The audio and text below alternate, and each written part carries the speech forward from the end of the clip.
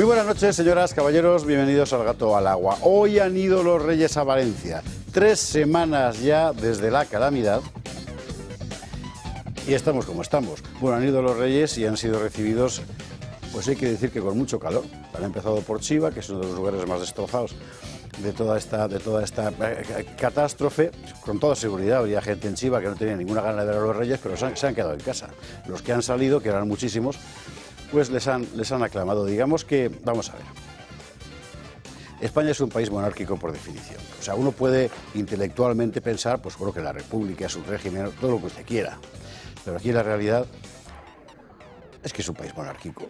Seguramente porque nacimos como comunidad política ya como una monarquía, y desde entonces hasta hoy ha habido 2 experiencias republicanas funestas ambas dos, y el tiempo que más hemos estado sin un rey, que fue durante la dictadura de Franco, se cuidó muy mucho de proclamar una república ni nada parecido, y eso que tenía todo el poder en la mano, pero siguió siendo un reino, ¿no? Bueno, y entre el rey y el pueblo siempre hay una conexión en la historia de España tradicionalmente muy intensa. ¿Y en medio quién queda? Pues le preguntaba un señor allí a los reyes: ¿y dónde está Pedro?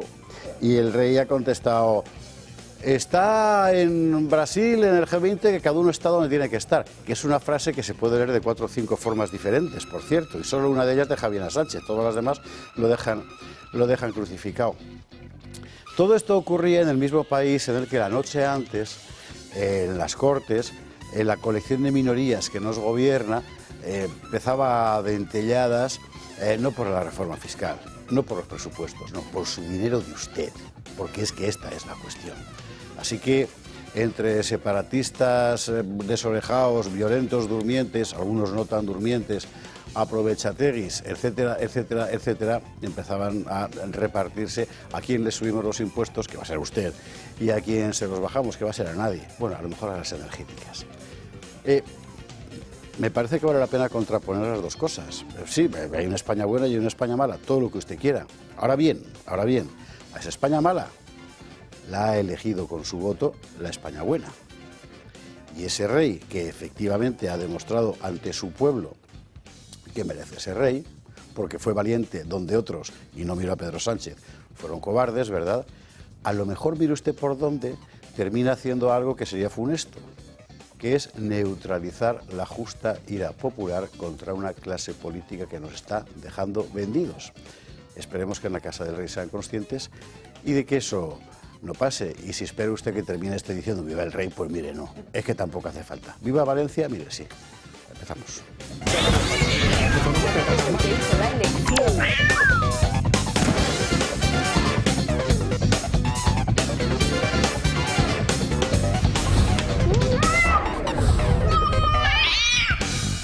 21:48, 20:48 en Canarias, muchas cosas que contar, así que vayamos por partes. Titulares. Hemos estado en Valencia, y Gaby Serrano se ha marchado allá con el micrófono y una cámara. Hemos estado a pie de tragedia en todas partes, donde mayor fue el daño. Vamos a contarles cómo está la cosa, qué es lo que ha pasado de allí, que ha pasado mucho efectivamente, y sobre todo cómo está la gente. Y ya le anuncio que a partir de la semana que viene, ahora que tenemos en la mano toda la información y sobre todo gente que nos puede aclarar el confusísimo proceso de las ayudas, vamos a empezar a contar cómo se piden y quién tiene derecho y qué es lo que hay que devolver, en fin, todo. Noticia que ha pasado prácticamente desapercibida es la oficialización de la regularización masiva de inmigrantes ilegales en España. 1 millón en 3 años, 300.000 por año. ¿Sabe usted qué es esto? ¿Sabe usted lo que significa? Bueno, estas últimas semanas, con toda la tragedia de Valencia, hemos apartado bastante la vista de lo que estaba ocurriendo en Canarias. Hoy volveremos a ella con Rubén Pulido, porque la afluencia de pateras ha sido completamente estratosférica en estas semanas. Así que veremos cómo está el asunto. En el frente ucraniano, mientras tanto, hay una suicida escalada de tensión. Da la impresión de que todo el objetivo de Biden o de quien sea, quien esté ahí dentro, que no lo sé, dentro de ese señor, digo, antes de marcharse, es provocar a Rusia todo lo que pueda. No se sabe muy bien con qué fin, tal vez lo sepamos dentro de unos meses. Quizás simplemente es que aquí todo el mundo ha perdido el juicio. Lo último es el lanzamiento de misiles norteamericanos necesariamente guiados por norteamericanos y con sistemas satelitales norteamericanos contra suelo ruso. Es una provocación absolutamente brutal. Al mismo tiempo, por cierto, que Rusia saca sus Tupolev 160, que son bombarderos, en fin, del tamaño de los destructores de Star Wars, ¿verdad? Y a bombardear Ucrania, claro. Y a todo esto de repente va un cable de fibra óptica que conecta Finlandia con Alemania y mire usted, se rompe en el mar.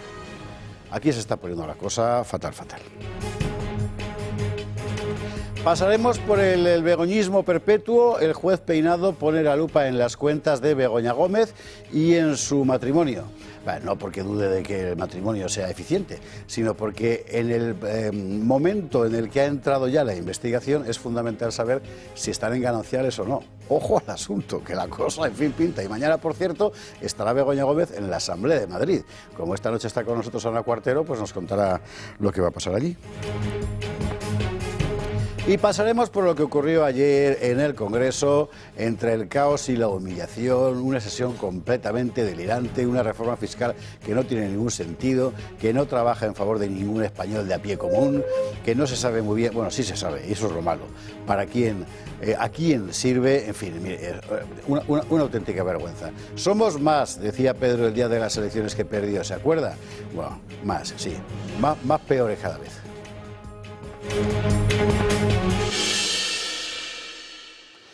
Bueno, 21, 51, 20, 51 en Canarias y nosotros vamos a empezar a ver todas estas cosas con nuestros contertulios de esta noche. Don Enrique Calvet, ¿cómo estás? Pues estoy muy bien acompañado, como siempre digo, por delante y por detrás de la pantalla, incluso por usted. Sí, que estoy en un lateral. Y doy las buenas noches. Como veo que no... Intento hablar de lo que menos ignoro, aunque solo sé que no sé nada, dar una pequeña información de un tema que es recurrente, ya van a volver a hablar esta semana, que es el problema de la Comisión Europea, que es importantísimo, y lo de Rivera. Solo dar tres informaciones. La primera, la decisión se da a un nivel político muy por arriba de los fallos de gestión demostrables o no de la DANA, o sea que ahí es pura política para que hablen de los burócratas. En segundo lugar, la gran negociación se está dando entre el Grupo Parlamentario Popular y el Grupo Parlamentario Socialista, porque esos son los que están distribuyéndose, y el do ut des, o sea, si me vas a tocar a esta, etcétera. Pero en tercer lugar, se ha complicado mucho, y ahora ya no estoy al 99% seguro que va a salir Rivera, pero son 99% por una razón. Por favor, ténganlo cuando analicen en cuenta, que es las elecciones alemanas de febrero. Porque Weber y Merkel von der Leyen, ¿cómo diría yo? Bueno, vamos a decir agua y aceite. Aunque sean del Grupo Partido Popular Europeo. Weber, por cierto, es de la poderosísima CDU, que no es von der Leyen. Y se la tiene jurada. Entonces, eso también está, curiosamente, el incidente este de la DANA sirve para todo, pero realmente en juego están cosas más globales. Solo decir eso. Ahí yo tengo que decirte, que además te lo digo con todo el cariño, Enrique, entiendo perfectamente lo que has querido decir, pero yo me pongo es decir, que no es una cosa personal, pero yo me pongo en el lugar de cualquier vecino de Paiporta. Sí. Y oigo ese lenguaje político de que hay cosas más elevadas que 1000 muertos y no, me entra un cabreo, no he dicho una más cosa. Elevadas, más... No, más pero sí, ¿sabes lo que te quiero decir? En otro ¿verdad? lugar. Pero ¿sabes lo que entiendes lo que te quiero decir? Que no es una...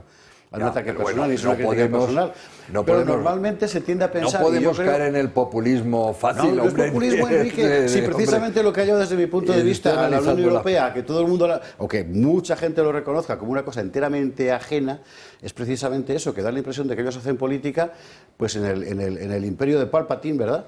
Y luego estamos aquí los demás jodidos. Y da igual como estemos. Y es una cosa muy interesante. Pero no, vamos, quedamos en que iba a ser breve, no quedar más. Pero no tiene por qué ser así.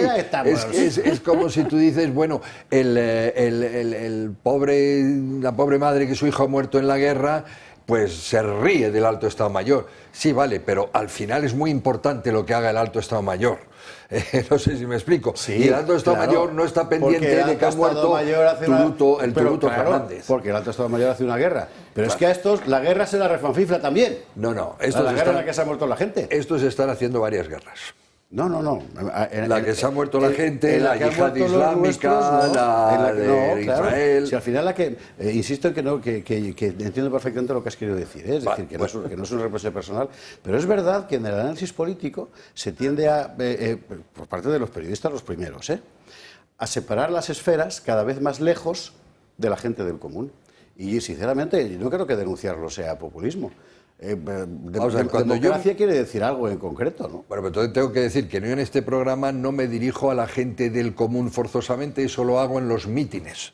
Es decir, intento hacer análisis político de sustancia. Yo soy del común, Enrique Calvet. Sí, pero bueno, no tenemos más remedio que soportarte el doble porque eres el de director del programa. No tenemos más remedio que soportarte, ¿de acuerdo? Pero no querrás decir... Resumen de Enrique Calvet. Da igual lo que haya pasado en Valencia. Al final de Teresa Rivera va a depender de los líos internos entre la clase política europea. Luego se cabrea si les llamas casta. Pero básicamente esta es la cuestión. Así que lo de Teresa Rivera, a lo mejor mire usted por donde le viene muy bien a esos señores, sí, para entre ellos arreglar sus puñaladas, y a usted que le zuzan, que para eso está, y para pagarle los impuestos. ¿Ves? Eso es lo que yo llamo populismo. Ya, pues es la vida real, macho. ¿Qué quieres que te diga? Hay mucha gente que llegó, o hay gente que llegó por el populismo al poder y Dios nos libre. Sí, y hay gente que ha llegado sin populismo y nos está jodiendo, pero a base de bien. Bueno, pero Enrique, o sea, esto es un debate en televisión. Porque no estamos dejando hablar ni a Timón, ni a Miguel Durán, ni a Ana Yo Portero. prometí ser breve, o sea que no, solo quería dar esa información. Enrique, pero de vez en cuando... Enrique, un abrazo muy fuerte. Joder, de vez en cuando, de vez en cuando conviene dejar fluir la palabra de los doctos. No, sí, de los doctos. Don Antonio Sotimo, buenas noches. Muy buenas noches, por decir algo, porque efectivamente todavía llevamos ya 3 semanas y no hay que olvidarse de los compatriotas que han pasado la situación que han pasado y que han perdido muchas cosas. Y escuchándoos a los dos, lo malo de todo esto es que los dos tenéis parte de razón. Ya está el equidistante. O sea, ahora está aquí. Que es el verdadero político. El equidistante. No es un demócrata cristiano. Tenéis parte de razón, porque es verdad que hay más de 200 muertos encima de la mesa, que eso debería ser un argumento más que suficiente para que, unido a la actuación que ha tenido la ministra de Transición Ecológica en España, en sus antecedentes ya como secretaria de Estado de Zapatero, no pudiese ser comisaria europea. Pero es verdad que se va a decidir en el juego político de Bruselas, que se rige por otros parámetros. Ahora, si al final acaban nombrando comisaria europea a Teresa Rivera, la Unión Europea estará demostrando una vez más lo que le importa a los ciudadanos europeos y la deriva en la que está inmersa en los últimos años. O sea, que vamos a ver qué ocurre, pero no soy muy optimista. No, va a pasar lo que dice, lo que dice Enrique. Yo no soy, ya lo dijimos aquí la semana pasada y no soy muy optimista. Y respecto a lo de Valencia, que sigo profundamente afectado con el tema, que creo que ha sido muy gordo, creo que es un acierto la visita del rey, de su majestad el rey. Hoy, como no iba con quien no debía haber ido inicialmente, pues no ha pasado lo que pasó ese día. No, pero y hay una diferencia. ¿Tú crees que fue por eso? Bueno, sí, hay otras cosas más profundas, pero bueno, lo importante es que el rey se ha mostrado como lo que es, una persona cercana al pueblo, que puede convivir y tener empatía con el pueblo, a diferencia del presidente del gobierno, que lleva huyendo estas 3 semanas, se ha ido a todos los sitios a decir sandeces, en la mayoría de los casos, y que vive de espaldas al pueblo. Por lo tanto, aunque tu editorial no ha acabado con Viva el Rey, yo sí que voy a acabar esta entradilla con Viva el Rey y Viva España. No me cabía la menor duda de que ibas a hacerlo, Enrique. Lo haces, aunque no venga a cuento, pues si encima viene a cuento, muchísimo más. Antonio Alonso Timón, muchísimas gracias.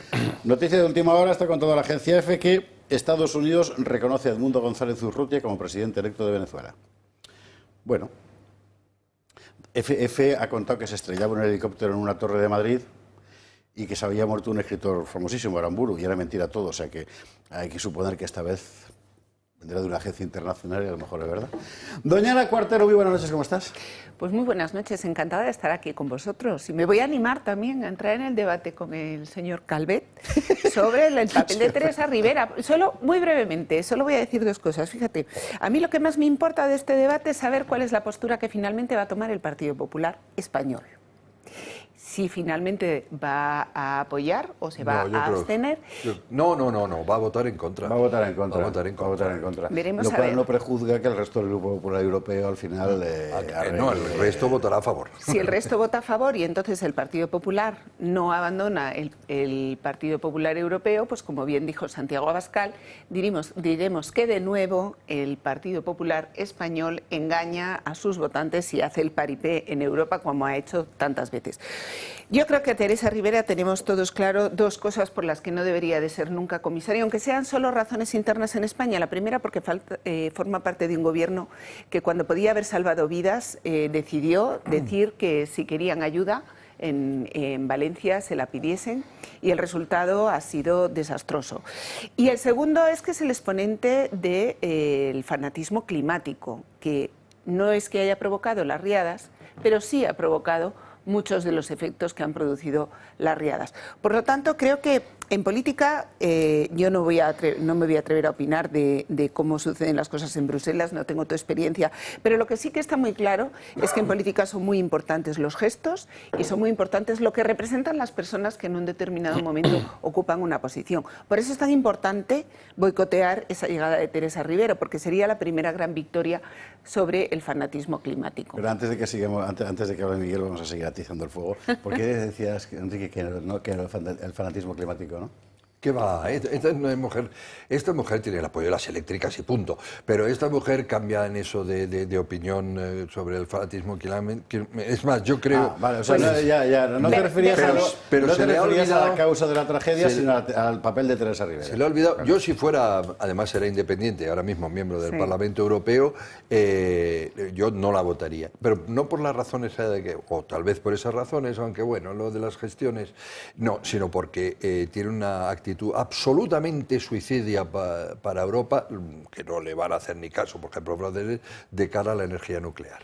Con eso me bastaría para no votarla, porque es hacer mucho daño a los europeos, lo que ella pretende, en lo nuclear. Pero le van a hacer cambiado de opinión. Mi teoría es que, en efecto, y con eso, como lo sabe muy bien, va a salir, pero es muy probable, y está negociando ahora eso el Van der Leyen, es muy probable que lo que se llama su agenda, su carta de deberes, se quede reducida y muy enmarcada. Por ejemplo, en la energía va a haber un comisario de energía y ya veremos qué dan a cada cual y cosas de estas, ¿no? Eso es mi teoría, esa es mi apuesta, vamos. Va a ser interesante seguir el proceso y va a ser interesante ver la semana que viene si guarda todavía el bote de la laca que le dejó Ursula von der Leyen, porque de repente he visto que tenía el pelo extremadamente liso, una cosa asombrosa. Y era la laca de Úrsula sin ninguna duda. Hemos reservado para el final, como el arroz con leche después de la fabada, a Miguel Durán, que para que hable ahora. ¿Qué tal, Miguel? Buenas noches. Sin canela, que a mí la canela me gusta poco. El arroz con leche, comprendo que hay gente que le gusta con canela, pero yo, si puedo, la evito. Lo que más me ha impactado a mí de la visita de los Reyes a las zonas afectadas por la Dana es lo que decía mucha gente. Bueno, sí, vale, de acuerdo, están aquí, pero por favor, que dentro de unos meses, un par de años, 3, 4, cuando aún no se hayan resuelto los problemas, por favor, no se olviden de que nosotros seguiremos padeciendo los problemas. Claro, es muy difícil. Yo puedo trazarme el firme propósito de que si vivo para entonces, en el año 28, en los gatos que hagamos en el año 2030, me siga acordando de que en el mes de noviembre de 2024 se produjo esta catástrofe. Pero no estoy seguro de que don José Javier me dé mucha bola, o quizás sí, quizá me equivoco, si yo me acordara dentro de 6 años de que siguen existiendo problemas allí donde ha ocurrido la catástrofe. Lo verdaderamente lamentable es eso, es que los procesos burocrático-administrativos van a acabar imponiéndose sobre la razón última de ser de las ayudas, que es que lleguen enseguida y que arreglen los problemas, y la pobre gente que los está padeciendo pues va a seguir siendo víctimas en ese caso ya no de la DANA, sino de la incuria administrativa y de la dejación por parte de un Estado, efectivamente, que si el sistema político sigue así, seguirá preocupado simplemente de lo que pase en el País Vasco y en Cataluña, si es que para entonces siguen formando parte. Ojalá el nombramiento del ese vicepresidente que ha hecho hoy el señor Mazón en cabeza del teniente general Gan Pampuls. Gan Pampuls. Yo creo que es Pampuls. Pues yo no lo sé, yo le conocí cuando dirigía Afganistán. Que de eso quería hablar, pero vamos Luego, a hablar luego vamos a después. hablar, sí. Pero Yo le conocí cuando dirigía la Academia Zaragoza, que Reivindico- una conferencia allí sobre las alas de Tolosa y estaba el director. Reivindico que yo creo que es Pampuls, porque la palabra Pampuls es, si yo no estoy equivocado, pámpano. Pues luego le preguntaremos cuando hablemos con él, que no va a ser hoy, será otro día. Publicidad, vamos a la publi zumbando. A la vuelta, asunto inmigración, lo último que hay, las últimas decisiones del gobierno, a ver hasta qué punto, amparadas por la oposición del PP, y Rubén Pulido, que nos cuente lo que ha pasado, ojo, a lo que ha pasado en las últimas semanas ahí en Canarias, enseguida. 22 horas 11 minutos, 21 y 11 en Canarias. Vamos con la cuestión migratoria, que sigue siendo uno de los grandes frentes abiertos en la Unión Europea en particular. Las autoridades alemanas han recomendado a los ciudadanos, ya sean de etnia judía, ya sean homosexuales, que no frecuenten los barrios musulmanes. Pero a quien quieren prohibir es alternativa por Alemania, ¿sabe usted? O sea, este es el nivel. Bueno, en este momento que tenemos, pues una de estas ideicas de quienes nos gobiernan. El gobierno de Sánchez ha aprobado en Consejo de Ministros una reforma del Reglamento de Extranjería que permitirá regularizar a 900.000 inmigrantes. Con esta reforma se reducen plazos y trámites, se simplifican procedimientos, se eliminan duplicidades y se dan mayores garantías y rigor jurídico. Así lo ha señalado la ministra Elma Saiz en rueda de prensa. Entre sus novedades se reduce de 3 a 2 años el tiempo de permanencia en España necesario para acceder a las figuras de arraigo. Se establece que todos los visados tengan una duración inicial de 1 año. Se refuerza la protección para los trabajadores de temporada y se mejora la reagrupación familiar. Y mientras el Gobierno sigue dando luz verde a regularizar inmigrantes, en España se siguen batiendo récords de llegadas. En lo que llevamos de año han llegado a nuestro país 54.216 inmigrantes y si nos centramos exclusivamente en Canarias, se ha batido un nuevo récord. En lo que llevamos de año han llegado ya más de 40.000 inmigrantes, lo que sitúa a 2024 como el año con más llegadas de la historia al superar los datos del 2023. En la primera quincena de noviembre han llegado al archipiélago 5.626 inmigrantes. Si lo comparamos con la primera quincena de octubre, que llegaron a las islas 1.209 inmigrantes, esto quiere decir que en solo 15 días las llegadas se han disparado un 265,4%. Por su parte, Fernando Clavijo, mientras espera una solución para Canarias por parte del Gobierno, volverá a Bruselas esta misma semana para expresar la situación límite que están viviendo las islas. En fin, Clavijo puede esperar. Bueno, la pregunta evidentemente es si podemos permitírnoslo. Claro. Don Rubén Pulido, muy buenas noches, ¿cómo estás? Muy buenas noches, un placer. Hemos estado siguiendo todas estas semanas, aunque sin poder conectar porque la actualidad nos desbordaba, todo lo que estabas publicando, las últimas informaciones, la cantidad de gente que estaba llegando, la institucionalización ya del trámite directamente de llegada, acogida por parte, sea la Cruz Roja, sea cualquier otra organización paragubernamental y su traslado al resto de España. Y finalmente esto que nos escandalizaba hace 6 meses, 8 meses, ya se ha convertido en la rutina oficial. Sí, se está normalizando la aberración, ¿no? Se está normalizando el favorecimiento de la inmigración ilegal, porque es que el Gobierno no para de fletar vuelos desde el archipiélago canario con destino a territorio peninsular, con destino mayoritariamente al aeropuerto de Madrid-Barajas. Sin ir más lejos, en lo que llevamos de noviembre ya son más de 2.000 los inmigrantes ilegales fletados en aviones de Air Europa y en charters privados, ¿no? Es decir, el Gobierno, el Ministerio de Inclusión, Seguridad Social y Migraciones está recurriendo a aviones privados pagados con el erario público para fletar a inmigrantes ilegales que son únicamente solicitantes de asilo, es decir, que no tienen ni admitida la solicitud de asilo a trámite, y con ese único documento, con esa solicitud, los está metiendo en aviones por ciento y los está dirigiendo hacia territorio peninsular. Esto, a todas luces, para mí, al margen de matices legales que haya que puntualizar, para mí es favorecimiento de la inmigración ilegal, porque todo esto lo están grabando a tiempo real esos inmigrantes ilegales que se encuentran en el avión. Todo eso lo están transmitiendo a origen. Y esto tiene como consecuencia que miles y miles de jóvenes en países como Senegal, Mauritania, Marruecos están deseosos en embarcar con destino hacia las Islas Canarias para que ellos también sean introducidos en un avión y sean dispersados por todo el territorio peninsular. Y como telón de fondo, pues las cifras que habéis puntualizado con anterioridad. Estamos hablando de cifras récord. Es que se van batiendo récords cada mes. Cada mes se baten nuevos récords de inmigración ilegal. Y lo que es vergonzante es que ningún medio de comunicación esté señalando esta problemática cuando peor estamos. Y sobre todo señalar al origen de esa inmigración ilegal, que ha cambiado mucho en los últimos años, que ya estamos hablando de que todas las rutas de la inmigración ilegal están activas.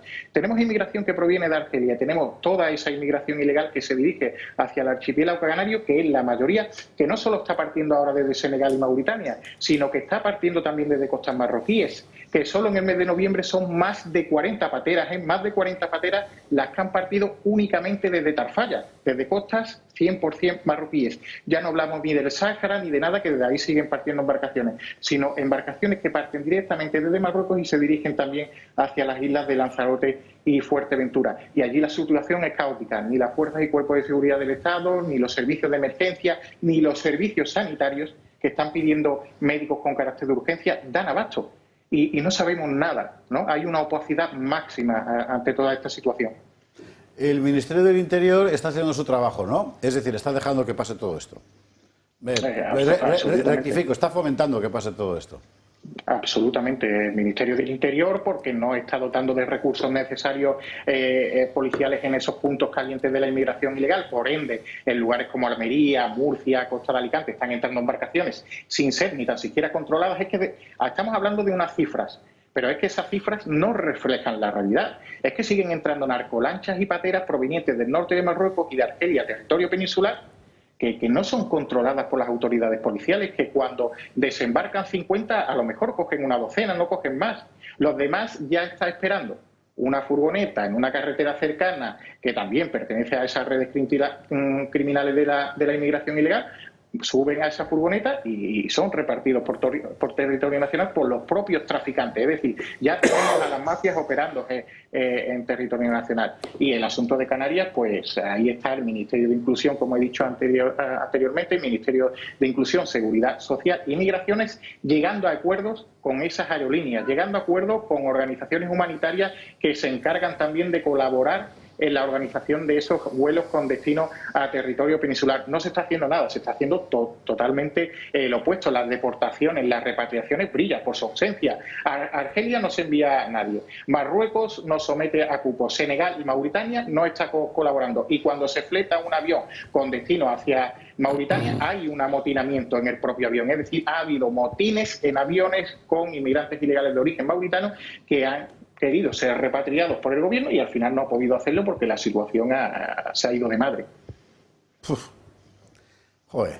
Pues Rubén, te seguimos en todas tus redes y en Gaceta.es, donde habitualmente publicas. Y volveremos a contactar porque da la impresión de que hasta que empiece la mala mar, que va a ser de aquí a un par de semanas o 3, el flujo va a ser absolutamente interesante. Sí, de aquí a final de año Canarias puede... Yo hice algunos pronósticos, algunas estimaciones. Canarias va a superar este año los 50.000 inmigrantes ilegales al 100%. La tendencia actual nos está diciendo eso y para mí eso es una barbaridad. Estamos hablando que desde 2020 hasta ahora ya son más de 150.000 los inmigrantes ilegales que han llegado a Canarias.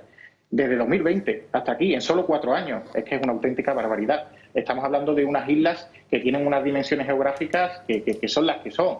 Que por mucho que quiera sacar inmigración de allí el gobierno, no la saca a la velocidad a la que está entrando esa inmigración ilegal. Y vivimos ajenos a toda esa realidad. Vivimos ajenos a todo lo que está sucediendo en Canarias, que es la situación totalmente, como he dicho anteriormente, caótica. Rubén, abrazo muy fuerte. Muchísimas gracias. Abrazo fuerte y buenas noches. Gracias, buenas noches. Ana quería hablar. Pues sí, porque mira, oímos estos datos de regularización de inmigrantes y esta misma semana hemos recibido una respuesta del Consejo de Gobierno de la Comunidad de Madrid cuando le preguntamos cuántos inmigrantes ilegales han sido atendidos en la sanidad madrileña. Sí, lo contamos aquí, 100.000 inmigrantes 100.000 ilegales han sido atendidos en la sanidad madrileña en el año 2023. Y esta misma semana sabemos que los mutualistas de Muface se van a ver desprotegidos absolutamente porque no hay dinero suficiente para pagar el concierto. Un concierto, ¿cuántos lleva? La verdad que no sé cuántos años lleva, pero por lo menos la sanidad lleva concertada con 50 años. ¿Muface? ¿No? Muface. Muchísimos, porque cuando se organizó todo el asunto este de la función pública y en tiempos de Franco, ellos quedaron, explícitamente fuera porque en aquel momento la seguridad social no se puede, esto se lo sabe Timón seguro, no se podía hacer cargo y por otra parte progresivamente ellos estaban muchísimo más cómodos con la sociedad, el sistema de sociedad. Es un modelo que viene funcionando hasta el momento en el que se le ha dejado de dar una financiación adecuada. Porque ese es el único motivo por el que Muface está ahora mismo a punto de reventar, porque no se le ha dado la financiación adecuada, cuando es la sanidad española que hay que asegurar a todos los españoles. Olvídate, a partir de ahora tienes al sistema público de salud, va a tener, aparte de esos 100.000 de Madrid, otros 300.000 al año. 100.000 de Madrid, más los equivalentes que hay en el resto de las comunidades autónomas. Es decir, seguimos abriendo, claro, el colapso de la sanidad para los de fuera, mientras vamos a dejar en la calle. Mira, una precisión, porque como con este asunto siempre hay cosas, además aquí Enrique suele subrayar este asunto y con razón, ¿eh? Vamos a ver, todos sabemos que en España hay decenas de miles de trabajadores extranjeros en situación, digamos, irregular. ¿Por qué? Porque precisamente para encontrar trabajo, por ejemplo en el campo, era mejor no regularizarla. ¿O no es verdad? Eso sí. Pero claro, aquí es que no estamos hablando de si sabemos quiénes son. Es que es la cuestión esa. Cuando las cifras son de 300.000 al año, no puedes decir, como dijo Borja Semper, no, pero todos, cada uno con su nombre y apellidos. Pero Borja, 300.000 al año. ¿Son quiénes? ¿Pero de dónde sale esa cifra de 300.000? No, 700.000. La última... Al año 300.000, en 3 años 900 y pico mil. Es la cifra oficial, es la que dice el gobierno. Bueno, ellos tienen los expedientes de solicitud de asilo, los tienen. Ahora mismo hay 1 millón, por lo menos, por lo que deduzco, o 900.000, me da igual, de ilegales, de irregulares en España. Ya no lo sé, como son irregulares. Pero si en 2023... ¿Esto qué es? ¿Una invitación? Ver, si en 2023 la Comunidad de Madrid reconoce, si en 2023 la Comunidad de Madrid reconoce haber atendido a 100.000 inmigrantes ilegales, no irregulares, hemos preguntado por ilegales, ¿qué no habrá en toda España? Pocos, me parecen. Ilegales no debe haber ninguno. No, no sé, Antonio, si tú quieres intervenir. No, yo solamente iba a decir muy rápido, Miguel. Aquí hay varias cosas. Primero, el efecto llamada que esto tiene evidente y que lo estamos viendo en las cifras de que cada mes va incrementándose el número de llegadas de inmigrantes irregulares a las costas canarias. En segundo lugar, que hay una vuelta de tuerca, es el triple salto mortal, porque muchos de las personas que llegaban irregulares a España luego emprendían camino a otros países europeos. Pero aquí lo que se les está diciendo, no, si os queremos aquí y encima os vamos a regularizar, o sea, quedaros aquí. ¿Y por qué se hace eso? Pues sencillamente porque yo creo que el gobierno piensa que le favorece electoralmente que esas personas que se queden regularizadas en España, se empadronen en España, tengan derecho de sufragio activo en España, incluso ya pasivo, cuando tengan un determinado arraigo en nuestro país, simplemente por un tema ideológico de cálculo electoral. Don Miguel. Bueno, yo creo que el problema es bastante más complejo, pero sí, porque como os habéis cuestionado las cifras, yo conozco un poco, no soy el más experto de mi despacho en extranjería, pero llevamos temas de extranjería. Entonces eso me aporta, creo, no un plus sobre vosotros, que sois gente muy, muy sabida de todos los temas, pero sí me aporta una cierta experiencia. En España hay bastantes más inmigrantes ilegales de los que esta reforma de la reglamentación de extranjería quiere legalizar. Esto en realidad es querer vaciar el Ebro con un cubo. Supongo que recordáis cómo el ínclito José Luis Rodríguez Zapatero, allá por el año 2005-2006, hizo un proceso de legalización de, entonces se habló de 500.000 inmigrantes en situación de ilegalidad. ¿Lo recordáis? Bueno, pues evidentemente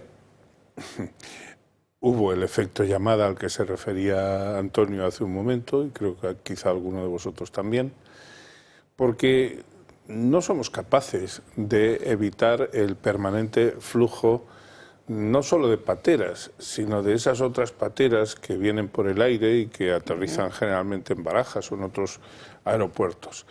En realidad, que se pretenda legalizar 900.000 inmigrantes ilegales en 3 años, que se acorten los plazos de arraigo, que se intente desburocratizar los mecanismos. Yo os diré que, por ejemplo, una persona, hay muchas contradicciones, una persona no puede iniciar su expediente de legalización solo al cumplir 3 años. Quiero decir que antes no puede, pero cuando lo inicia, hasta que obtiene el NIE, ese documento de identidad de extranjeros, pues puede pasar perfectamente en muchos casos más de 1 año. Por otra parte, aquí hay una sentencia del Tribunal Supremo de marzo del 21 que impide las deportaciones de todo extranjero que no sea una persona que haya cometido un delito grave. Eso significa que todo aquel que entra aquí con una visa turística de 3 meses, no me refiero ya a los que entran en patera, aquel que entra con una visa turística de 3 meses, deja agotar el plazo y no se va, a esa persona no se la puede deportar legalmente. Es un Schengen de facto. Sí, o sea, yo explico esto para que sepamos cómo está el percal. Para que lo conozcamos. Eso quiere decir... Y lo conozca Meloni, porque ha intentado hacer lo contrario y se ha encontrado con el juez. Bueno, yo no soy experto en el caso italiano, Enrique, pero lo que sí sé es un poco cómo funciona el derecho español, o la situación española, más que el derecho español.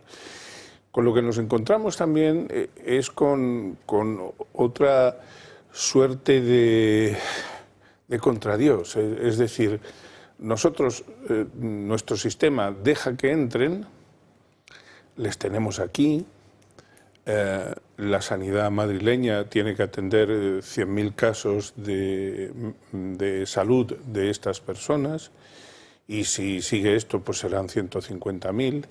La sanidad pública española atiende, como no puede ser de otra manera, por razones humanitarias, a toda persona en situación de ilegalidad aquí en nuestro país, porque no se les puede dejar morir, no se les puede desatender.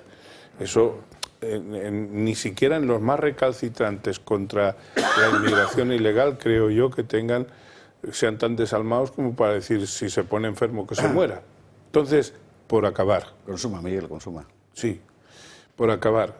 Resulta también, y esto no podemos desconocerlo, que hay determinadas profesiones, determinados sectores de actividad en los que encontrar mano de obra nacional es poco menos que imposible. Exactamente. No es verdad. Puede ser. ¿Y eso por qué es? Pues porque sociológicamente aquí se han venido dando transformaciones que han ido calando poco a poco, o a veces no tan poco a poco, en la sociedad, y no hemos sido capaces de revertir eso. En el sector de hostelería, encontrar mano de obra nacional es muy complicado. Eso lo sabemos los que trabajamos con empresas. En el sector, no digo ya de la hostelería, en el sector agropecuario es enormemente complicado, mucho más complicado incluso que en la hostelería. Y en la construcción. En la construcción, hay pero miles en la y miles construcción, de claro. ¿Podéis ir al final del argumento antes de repasar todos los rubros de actividad yo del sector primario, secundario y terciario de la economía española? Simplemente digo que somos ni media que no podemos decir simplemente que no funcionan los mecanismos actuales. Hay que encontrar una solución. Oiga, o usted, gobierno, el que sea, es capaz de que producir normas que a los 3 meses se agota la visa, lo pone usted en un avión y lo manda a su país, o usted es capaz de coger a los que llegan en patera y decir, mire usted, yo ahora les voy a meter en un barco mucho más seguro que la patera y ustedes se van a ir al punto de procedencia. O somos capaces de hacer eso, que no lo somos, o este problema no tiene solución. Enrique quería puntualizar una cosa y nos vamos a la publicidad, que son y media. No, también me han contado, primero decir una cosa, de la ley que está salido con los 300.000, a mí me gustaría saber de dónde salen los números, es una cosa, nuestra incapacidad de controlar en frontera, que es de lo que hablaba Pulido, es otra. A lo mejor habría que haber tomado esta ley y paralelamente tomado medidas para ser más eficiente en el control de fronteras. Pero a todo lo que ha dicho don Miguel, añado una duda, casi pregunta. También me han dicho que hay bastantes emigrantes dispuestos a irregulares, por supuesto, dispuestos a trabajar, pero que el empresario no puede hacerles un contrato de trabajo. No pueden. Es lo primero que debería arreglar esta ley. Eso lo hemos dicho aquí en el programa bastantes veces. Somos capaces de ser tan fariseos como para no dar solución a la entrada ilegal de inmigrantes y luego nos los comemos con patatas, si vale la expresión, a la pata a la llana, porque no les damos trabajo. Y exacto, si el empresario los contrata, se le cae el pelo. Eso... Bueno, eso depende, es así, ¿eh? Porque tenemos bueno, pues aquí... espero que esa ley arregle eso. Porque no lo va a arreglar. La cifra de 300.000, perdona Ana, la cifra la ha dado la propia ministra de... Claro. 300.000 al año. Lo que no puede ser es un país en el que lo difícil es ponerse a trabajar. Si es que eso es otra de las grandes tragedias. Los inmigrantes llegan de forma ilegal y, como tú bien has explicado, tardan 4 años en poder estar en situación legal de trabajo y esos 4 años no han cotizado a la Seguridad Social. En eso los buenos. Eso los que vienen a trabajar y a integrarse. Pero es que el otro día estaba hablando con un licenciado superior que viene de Suiza, que quiere venir a trabajar a Madrid y se tiene que venir a buscar trabajo sin trabajar porque no es capaz de arreglar los papeles para llegar trabajando. ¿Un licenciado superior de Suiza quiere venir a vivir aquí a trabajar? Sí. Ese hombre oculta algo. Hombre, oculta algo, todo lo que quieras. Sí, oculta algo. Pero la realidad es que no pueden. Pues nos ha dado un titular, Ana, esta noche muy interesante. Fíjate si es difícil poder trabajar en España, que ni siquiera siendo hermano del presidente del gobierno puedes trabajar. No, pero tienes que ir a Portugal. No, pero de verdad que es una tragedia. A la publicidad, 2 cosas enseguida, ahora a la vuelta. Una, lo de la Cruz Roja, que yo quería haber remetido en este bloque, pero para que no nos vayamos de tiempo, porque hemos visto aquí a la Cruz Roja pero enormemente activa en toda la cuestión migrante. Así acogiendo gente que llegaba y confortándola con gestos ostentosos, como organizando el tránsito de autobuses a aeropuertos, de aeropuertos a los aeropuertos, de aviones a autobuses, de autobuses a centros, etc. ¿Y en Valencia dónde han estado? Por todas las redes sociales se han visto unas fotografías fantásticas de gente de la Cruz Roja con los pantalones impolutos, ni una mancha de barro, fingiendo como que barrían barro con cepillos que todavía conservaban, ¿verdad?, el ticket con el código de barras del IKEA o del Leroy Merlin. La cosa con la Cruz Roja, bueno, pues vamos a contar lo último al respecto. Y luego nos iremos a Valencia, porque ha estado allí hoy Gabriel Serrano, que nos mandará una crónica desde allá. Mientras tanto, y para gozo de Enrique Calvet Chambon y de don Miguel Durán, también él, Tejoneras. Ya se ha abierto en este momento, ya podéis... Ya se ha abierto el bar. Es el vino, exactamente. El bar con V. Es el vino de referencia de este programa. Sabe usted que es en este momento Vamos, y no me bajo de aquí, ¿eh? El mejor vino de la Comunidad de Madrid, 107 premios internacionales, el último es el Gran Bacchus de Oro por su variedad, Está máximo muy rico, 750, máximo décimo, efectivamente.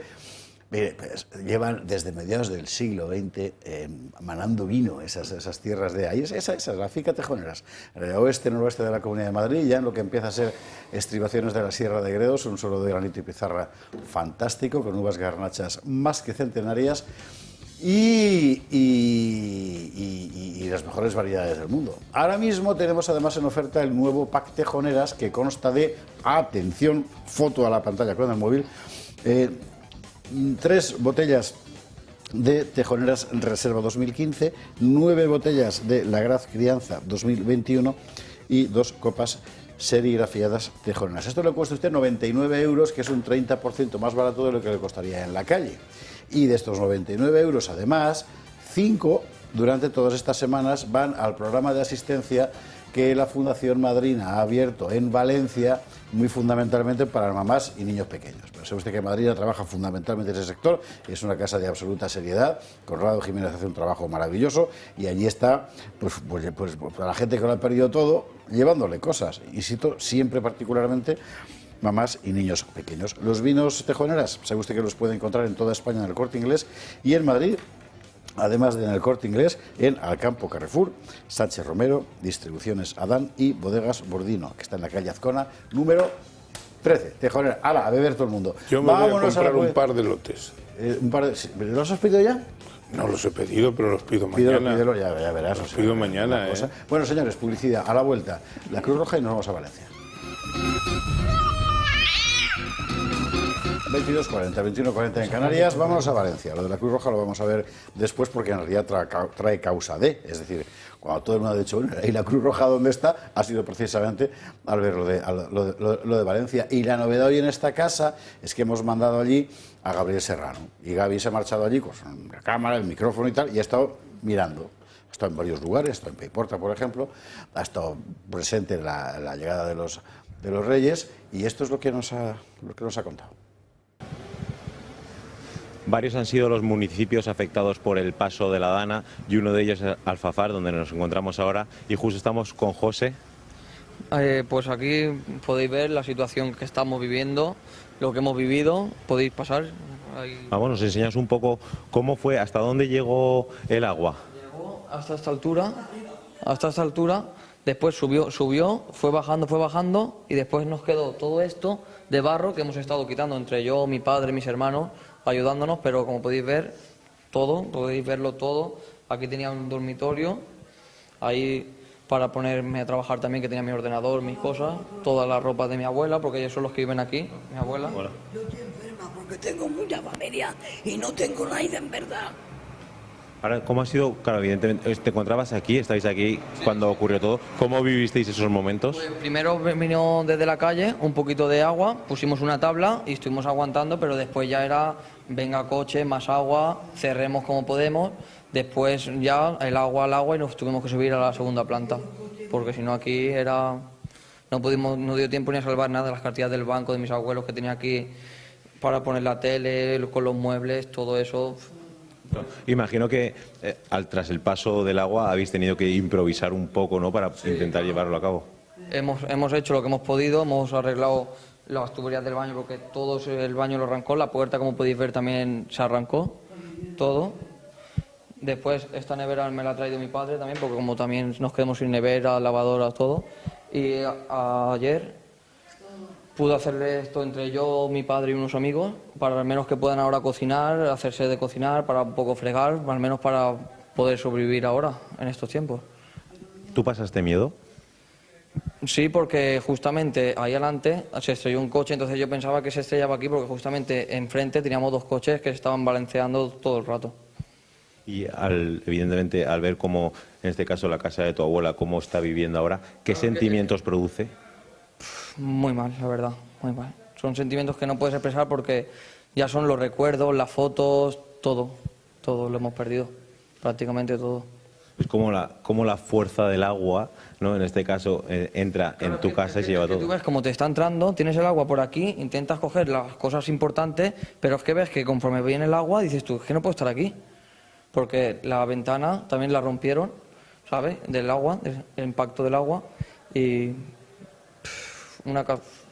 todo, como podéis observar, todo, lo hemos perdido todo, pero bueno, al menos podemos estar. ¿Cómo estáis, han pasado ya unas semanas, cómo estáis saliendo adelante? Pues ahora estamos con voluntarios que vienen a darnos así de comer, para la limpieza y así seguimos. Porque métodos de transporte, yo trabajo, pero como he perdido también el coche, ahora tampoco hay metros para ir al trabajo.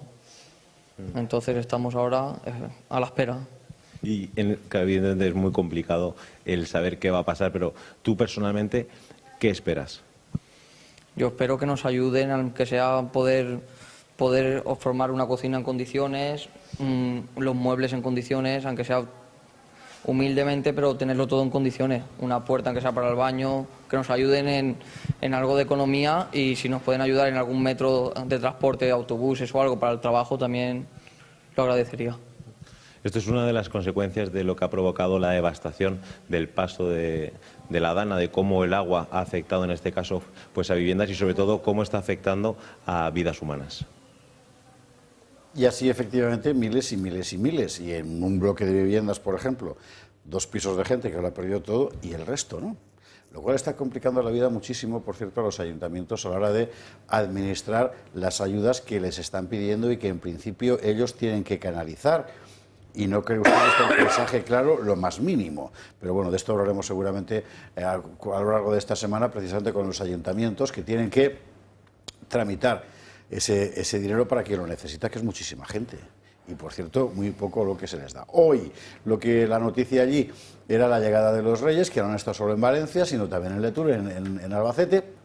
Y creo que podemos escuchar, ¿verdad? Vamos a escuchar.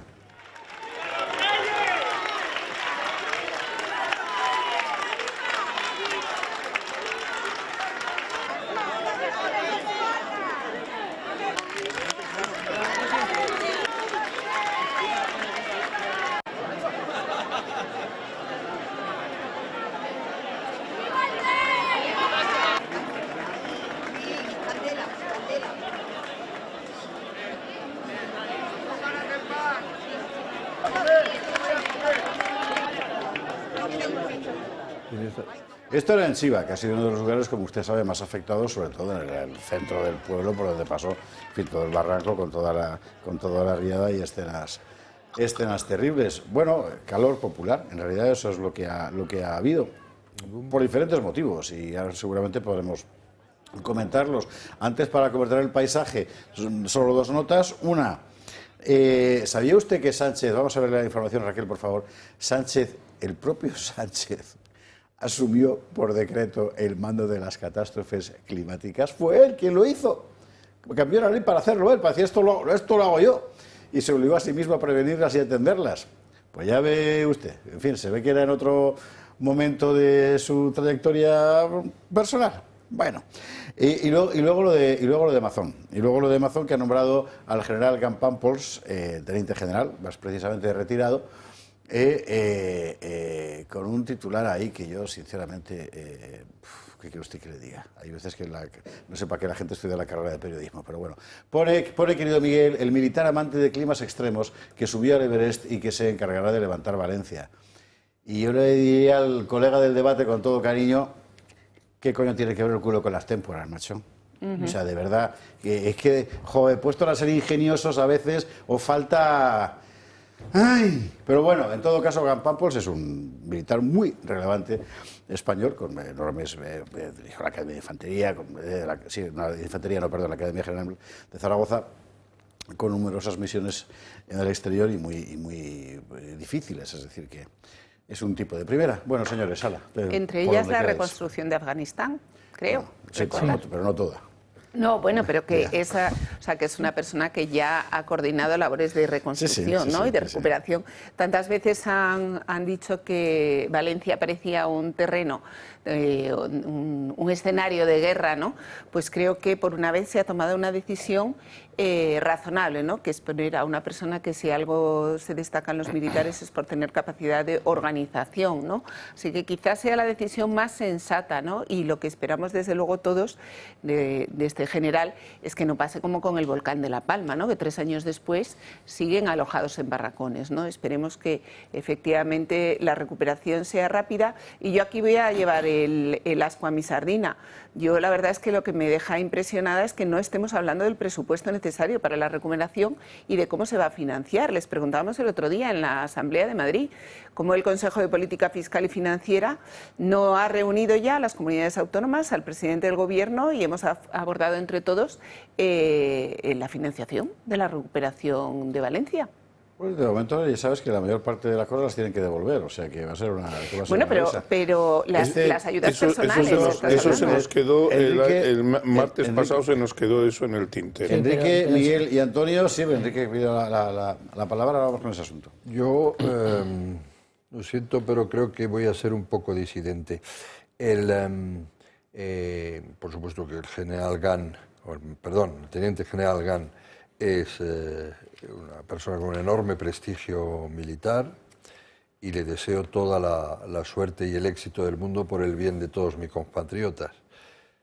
Pero esto, o tal como se ha presentado por lo menos en la prensa, entonces si no soy víctima de fake news, para mí también es un cierto fraude, perdón, no la persona, un cierto fraude a los españoles, incluidos los que más lo están sufriendo, a los que vuelvo a expresar toda mi solidaridad. Es decir,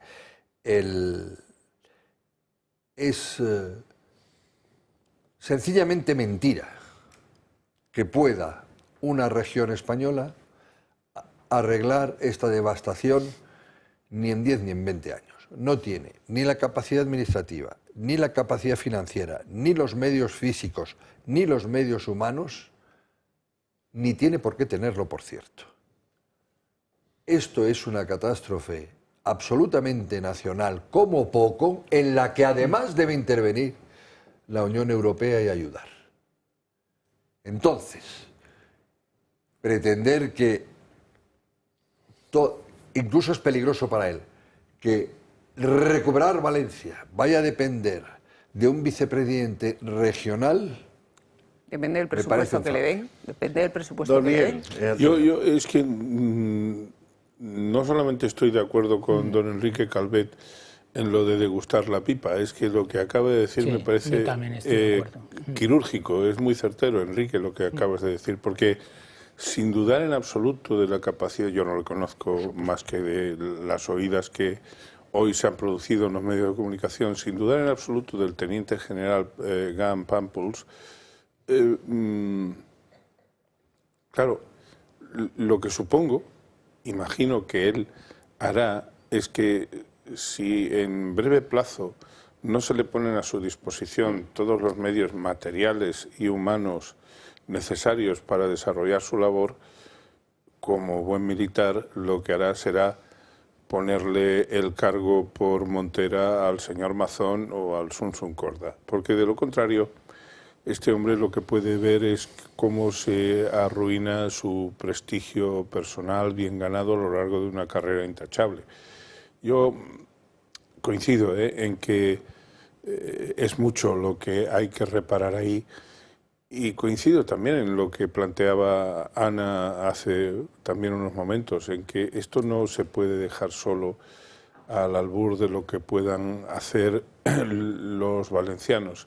Esto es una cuestión realmente de todos los españoles, de la solidaridad de todos los españoles, y de que esos fondos europeos que vinieron o decían que venían como un océano de caudales, 140.000 millones, que vengan unos cuantos a paliar todo esto y que este teniente general de acrisolado prestigio pueda manejarlo adecuadamente y que no le hagan víctima de la inmensa maquinaria burocrática. El martes pasado se nos quedó aquí pendiente por falta de tiempo.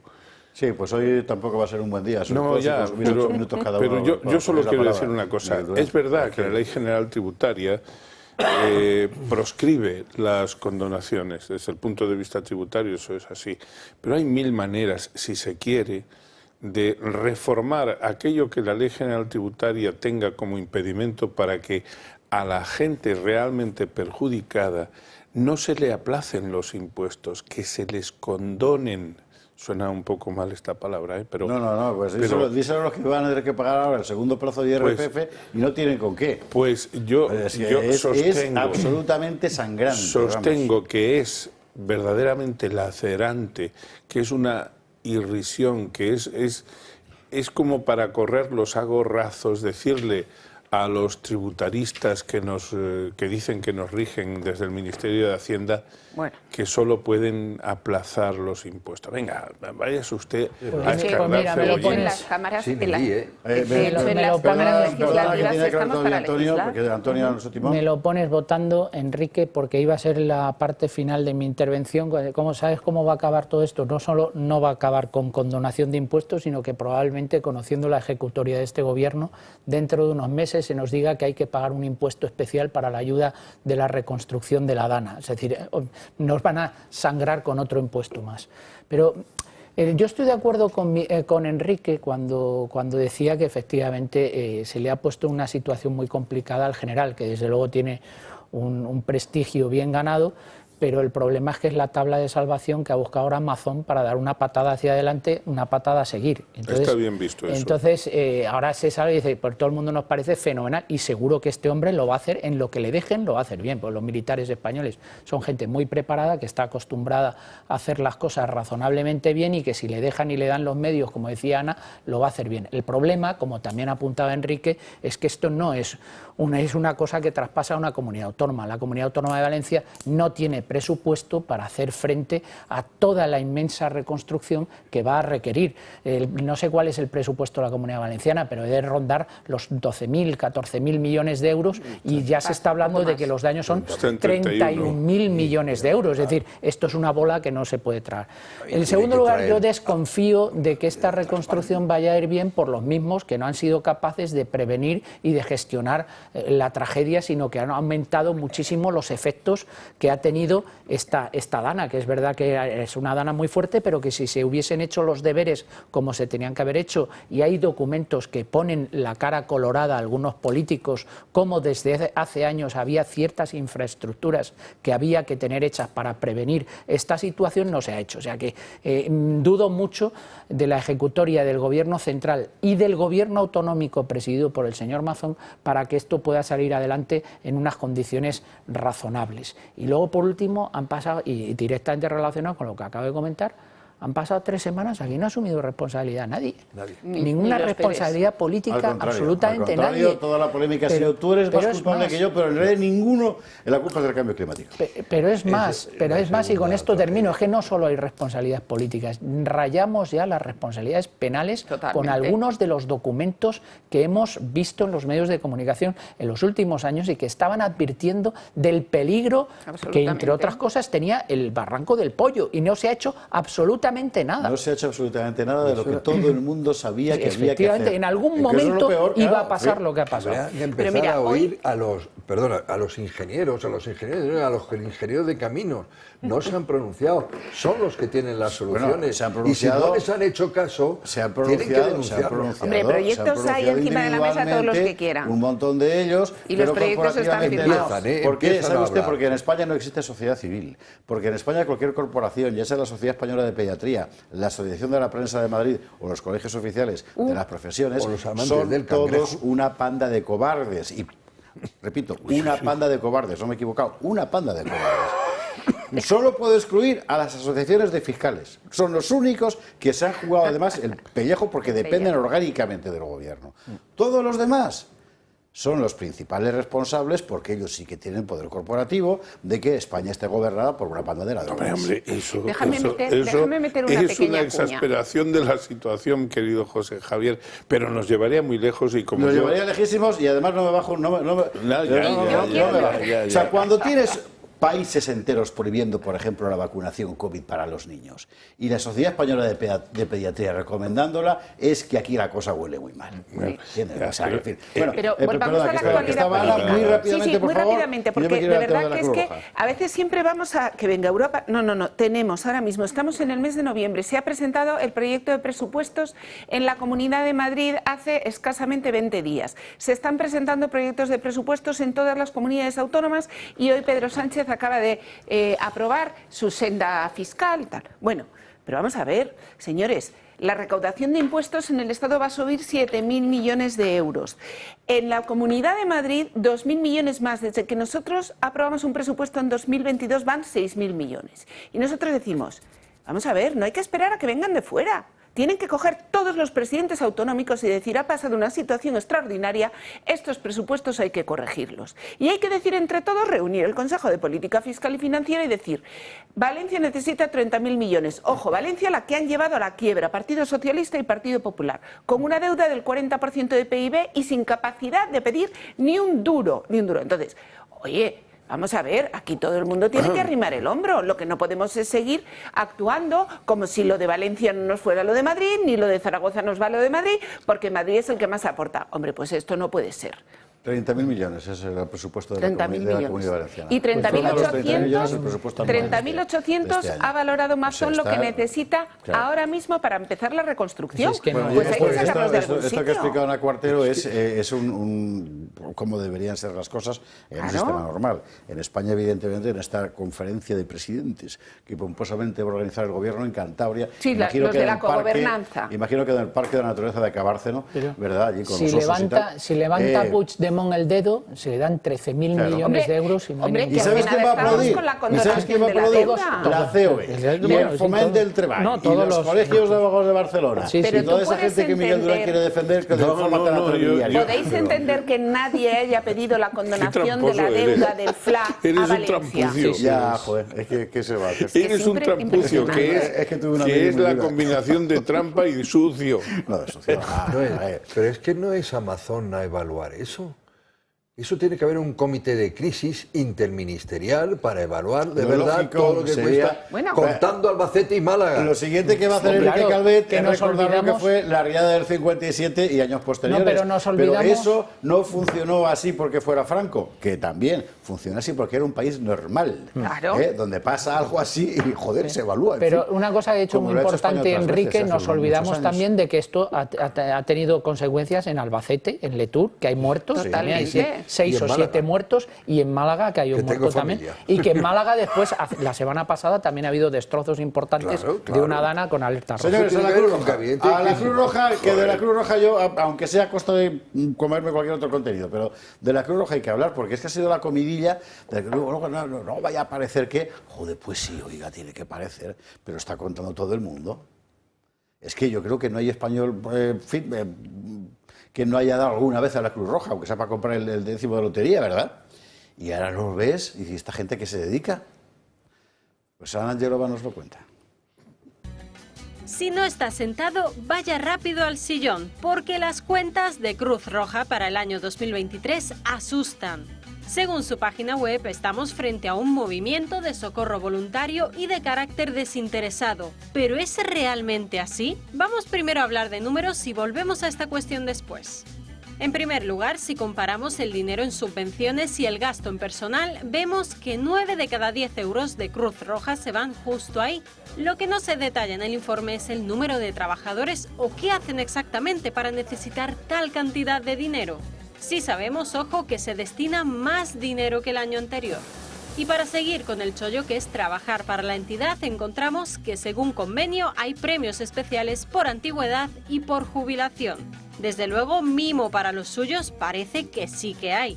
Otra de las partidas que llama la atención es la de inversiones inmobiliarias.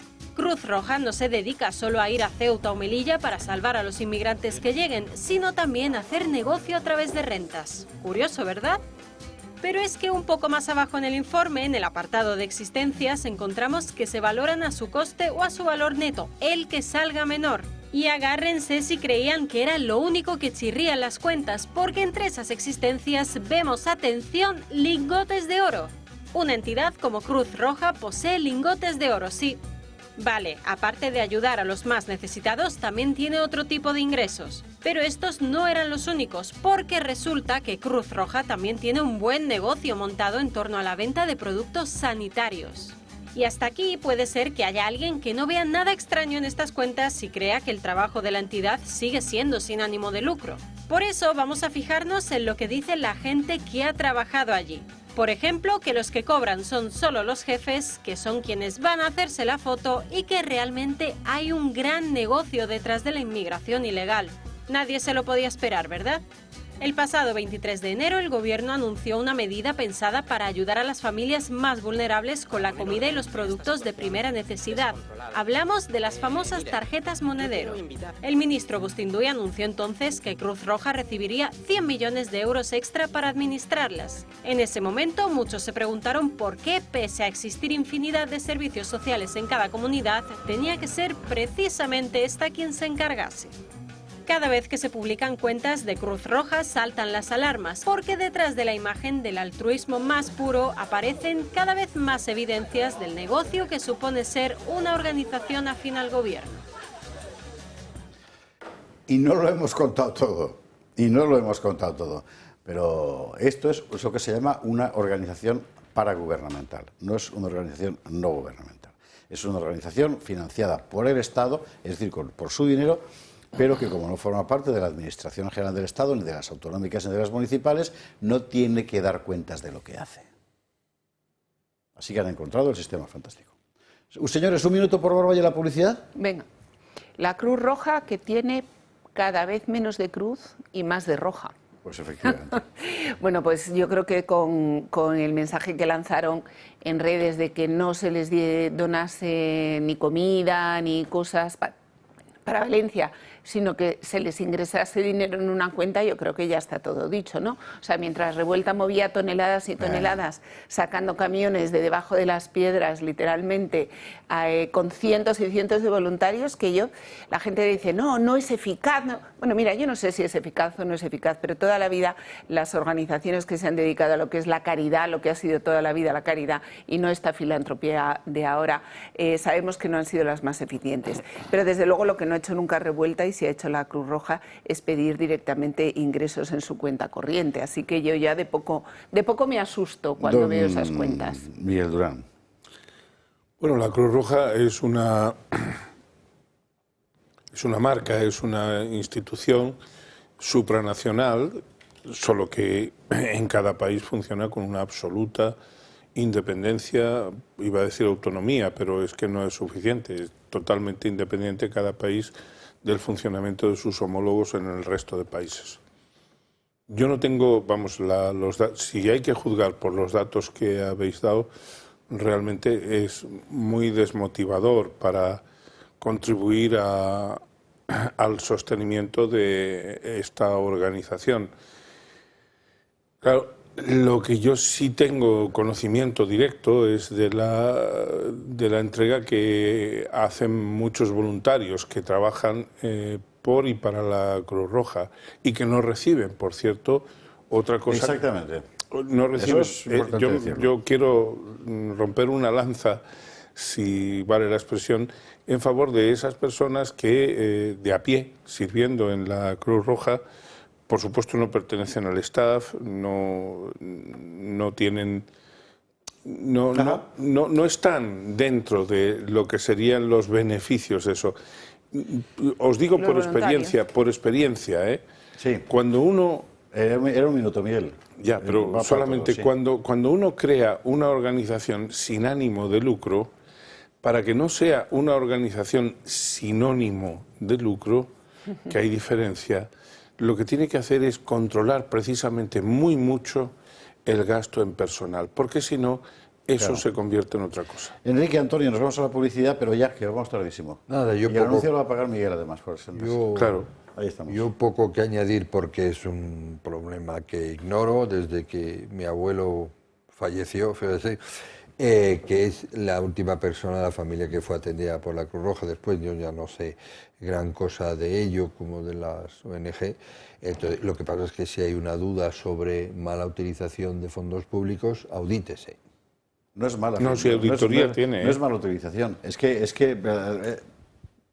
es utilización, simplemente, para algo que no es su función. Es decir, bueno, pues eso es mala utilización. Como que, pues no sé hasta qué punto, porque el hecho es que la gente sigue comiendo. Y Miguel ha hecho muy bien citando a los voluntarios, porque hay un montón de gente, miles en España, que trabajan con la mejor intención, pensando que hacen una buena obra por los demás. Claro. Y en realidad estás alimentando a una organización paragubernamental, que se dedica a lo que el gobierno le manda.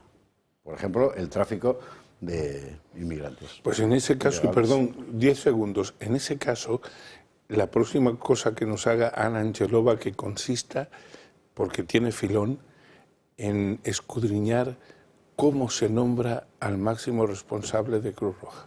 Don Antonio Alonso Timón, un minuto y a la policía. Muy rápido, me voy a reconciliar hoy con Miguel después de la semana pasada, entonces me adhiero a todo lo que ha comentado Miguel en este punto. No tengo toda la información para opinar el tema, pero sí querría diferenciar lo que él ha diferenciado, lo que son los voluntarios de a pie de la cúpula de la Cruz Roja. Y bueno, pues yo creo que es una institución que ha hecho muchas cosas, no sé qué cosas está haciendo ahora ni cómo lo está haciendo, pero de luego sería una pena que se nos cayese un mito como es la Cruz Roja. Estoy reflexionando sobre lo del mito y el logos. Bueno, señores, publicidad. ¡Hala, a la vuelta! Vamos a pasar por Ucrania, por el asunto este. Pero aquí estamos con Begoña y tal. Que te vas de un tema feo a otro más bonito. ¿Verdad? Y esto va a estallar y nosotros aquí con Begoña y el juez Peinado. Una cosa. Publi, enseguida lo vemos y después Begoña, efectivamente. Sí, diría 23, 15, 22, 15 en Canarias. Vamos a la cuestión de la guerra, que de repente ha escalado de una forma bárbara en esta última semana. Patricia Tenorio tenía pensado hoy hacer el vídeo típico 1000 días de guerra, pero joder, resulta que los 1000 días de repente se han convertido en esto. Se cumplen 1000 días de la guerra entre Rusia y Ucrania, 1000 días donde 1 millón de personas han fallecido, han resultado heridas, donde se ha puesto contra las cuerdas a Europa y a Estados Unidos y a la OTAN. Justamente hoy el ejército ucraniano ha lanzado sus primeros 6 misiles de largo alcance Attack-MS de fabricación estadounidense en territorio ruso. Este lanzamiento se produce días después de que Joe Biden avalara el uso de este tipo de armas para atacar en Rusia. Estados Unidos apoya contundentemente la soberanía de Ucrania y su integridad territorial. Todos en esta mesa, desde mi punto de vista, deberían hacerlo también. Y por cierto, la invasión de Rusia ha llevado a los precios más altos de comida registrados. ¿Qué pretende Biden al permitir a Ucrania lanzar sus misiles balísticos sobre Rusia? Una decisión que dará mucho de qué hablar, pues el momento de la reelección del expresidente Trump no parece casualidad. Estos misiles se lanzan también el mismo día que se conoce la aprobación de un decreto de Vladimir Putin que permite responder con armas nucleares a ataques de origen ucraniano. Rusia dice que ve las armas nucleares como un instrumento de disuasión de carácter defensivo y de hecho ya había anunciado esto a finales de septiembre, pero no se ha publicado hasta hoy, día de muchas coincidencias. No es difícil entender la geografía si las informaciones de la Casa Blanca son ciertas. Todas las capitales europeas están bajo amenaza. Nuestros misiles saldrían de Kaliningrado e impactarían en Berlín, Varsovia, la zona de los Balcanes, París, Bucarest o Praga. Por supuesto, también a las bases estadounidenses en Alemania. También le prestaremos atención a Gran Bretaña como enemigo tradicional. Una gran parte de la flota norte trabajará contra ellos. Gran Bretaña es vulnerable. Básicamente solo se necesitan 3 misiles y esta civilización colapsará. Con esta impactante amenaza en forma de vídeo, la televisión rusa habla sobre las potenciales represalias que podría tomar Vladimir Putin. Unas represalias en las que se visualiza una Europa arrasada. Por ello, ya no es raro ver imágenes como estas de reparto de folletos entre los ciudadanos europeos, donde instan a su población a estar preparados ante una posible guerra. Es el caso de Suecia, Finlandia o Noruega. Mientras tanto, sabemos que en respuesta Rusia ha mandado, lo vemos, viejos, pues son, viejos porque tienen sus años, pero el bicho es un bicho de impresión, Tupolev 160, que son bombarderos nucleares, es decir, pensados para transportar armas nucleares, aunque no han llevado armas nucleares, sino convencionales, y los han sacado por primera vez en un montón de años. Aún no los habían usado en Ucrania. Hay muchas armas rusas que no se han usado en Ucrania. Si sigue la escalada, empezarán a aparecer más. Y, por otro lado, algo de lo que apenas se ha hablado en el espacio occidental y que tiene su interés, que es una operación que es un poco gemela del asunto del Nord Stream. Es decir, una fuerza externa, parece que se ha identificado un barco chino, corta 2 cables submarinos y afecta a las comunicaciones en 4 países europeos. Concretamente es la fibra óptica de todo la conexión Finlandia, Alemania, Letonia, etcétera, ¿no? Todo eso está pasando al mismo tiempo. Bueno, pues y algo más. Yo no sé. Y Borrell. Y encima Borrell. No, pero que pongo sobre la mesa porque tiene más importancia de la que se le ha dado, aunque que es la presencia de soldados norcoreanos en el terreno. Los norteamericanos dicen que lo de autorizar los misiles norteamericanos es respuesta a que haya tropas norcoreanas. Ya, pero bueno, eso lo dicen, pero es importante per se, independientemente que lo cojan o no. Sí, es importante per se. Quiero decir, era para añadir. Es significativo porque si está Corea del Norte significa que está China. Eso es. Bueno, pero yo sinceramente hay varias cosas aquí que no me cuadran bien. El señor Biden está en funciones, ¿no? Un señor que está en funciones, ¿por qué se decide a dar un paso cualitativo y, bueno, cuantitativo también desde el punto de vista armamentístico tan importante como es el de autorizar la utilización de esos misiles de largo alcance? Tiene que haber algo más. En la negociación y que quieren que Ucrania llegue a la negociación en las mejores condiciones posibles porque piensan que con Trump se llegará a un acuerdo. Pues puede ser eso, pero a mí me parece que es muy arriesgado hacer eso porque esto al fin y al cabo es una exhibición de testosterona política. Claro. Y claro, los golpes de testosterona están muy bien para las cosas que la naturaleza ha determinado que se utilicen, pero no para este tipo de cuestiones. Y segunda cosa que yo querría poner de manifiesto, supongo que Putin, cuando habla de arrasar Europa en su telediario, no pensará que en el caso de que empiece a apretar botones, los otros él se va a ir de rositas. Vamos, que sus rusos, sean rusos blancos o sean rusos rojos, van a quedar incólumes. Por tanto, a mí hay muchas cosas aquí que no, sinceramente, como dicen allá por Argentina, no me cierran, no me cuadran, que decimos aquí. Es verdad que todos tenemos una gran confianza en que la llegada de Trump de nuevo al gobierno de los Estados Unidos suponga la finalización tanto de la guerra de Ucrania, ¿no? como de la pacificación en Gaza, ¿no? Y la realidad es que eso validaría un nuevo gobierno de Trump si empezase, ¿no? a imponer paz. Sabemos que no le iban a dar el Premio Nobel de la Paz, como sí le dieron, sin embargo, a su predecesor. Con carácter preventivo. Con carácter preventivo, ¿no? A Obama. Pero, desde luego, lo que está claro es que van a aprovechar, yo estoy de acuerdo con Antonio, en que van a aprovechar sus últimas balas para intentar que la paz se alcanzase en Ucrania, hipotéticamente, antes de la llegada de Trump efectiva. Lo que pasa es que, como bien ha dicho Miguel, esto es peligroso. O sea, esto se nos está yendo de las manos y está escalando a unos límites insospechados cuando se inició el conflicto. Yo también tengo la esperanza y estoy prácticamente seguro de que me alegra coincidir con gente que le guste Trump.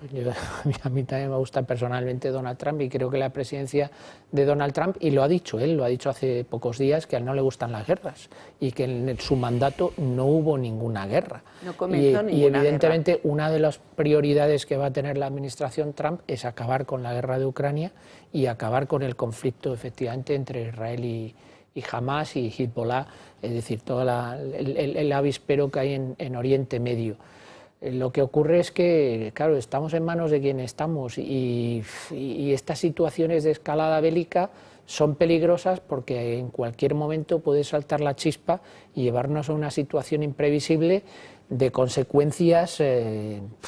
Ya sabéis eso de que una guerra la inician dos idiotas y 1000 sabios no la paran. O sea, quiero decir que, no sé, todo este alarde, yo no comprendo a este hombre Si ya me caía mal Biden, con esta medida que adopta, sabiendo que a quien tiene enfrente se las gasta como se las gasta, o están muy seguros de que no va a pasar nada, o son una partida de irresponsables que habría que correrlos, no a gorrazos, sino a patadas en el culo. Bueno, no creo que seamos los españoles los únicos que tengamos irresponsables gobernando. No, hay una clave aquí que seguramente... No creo que tengamos la patente. Que seguramente nos daría la solución si supiéramos qué pasó, que es la conversación Biden-Xi Jinping de este fin de semana pasado.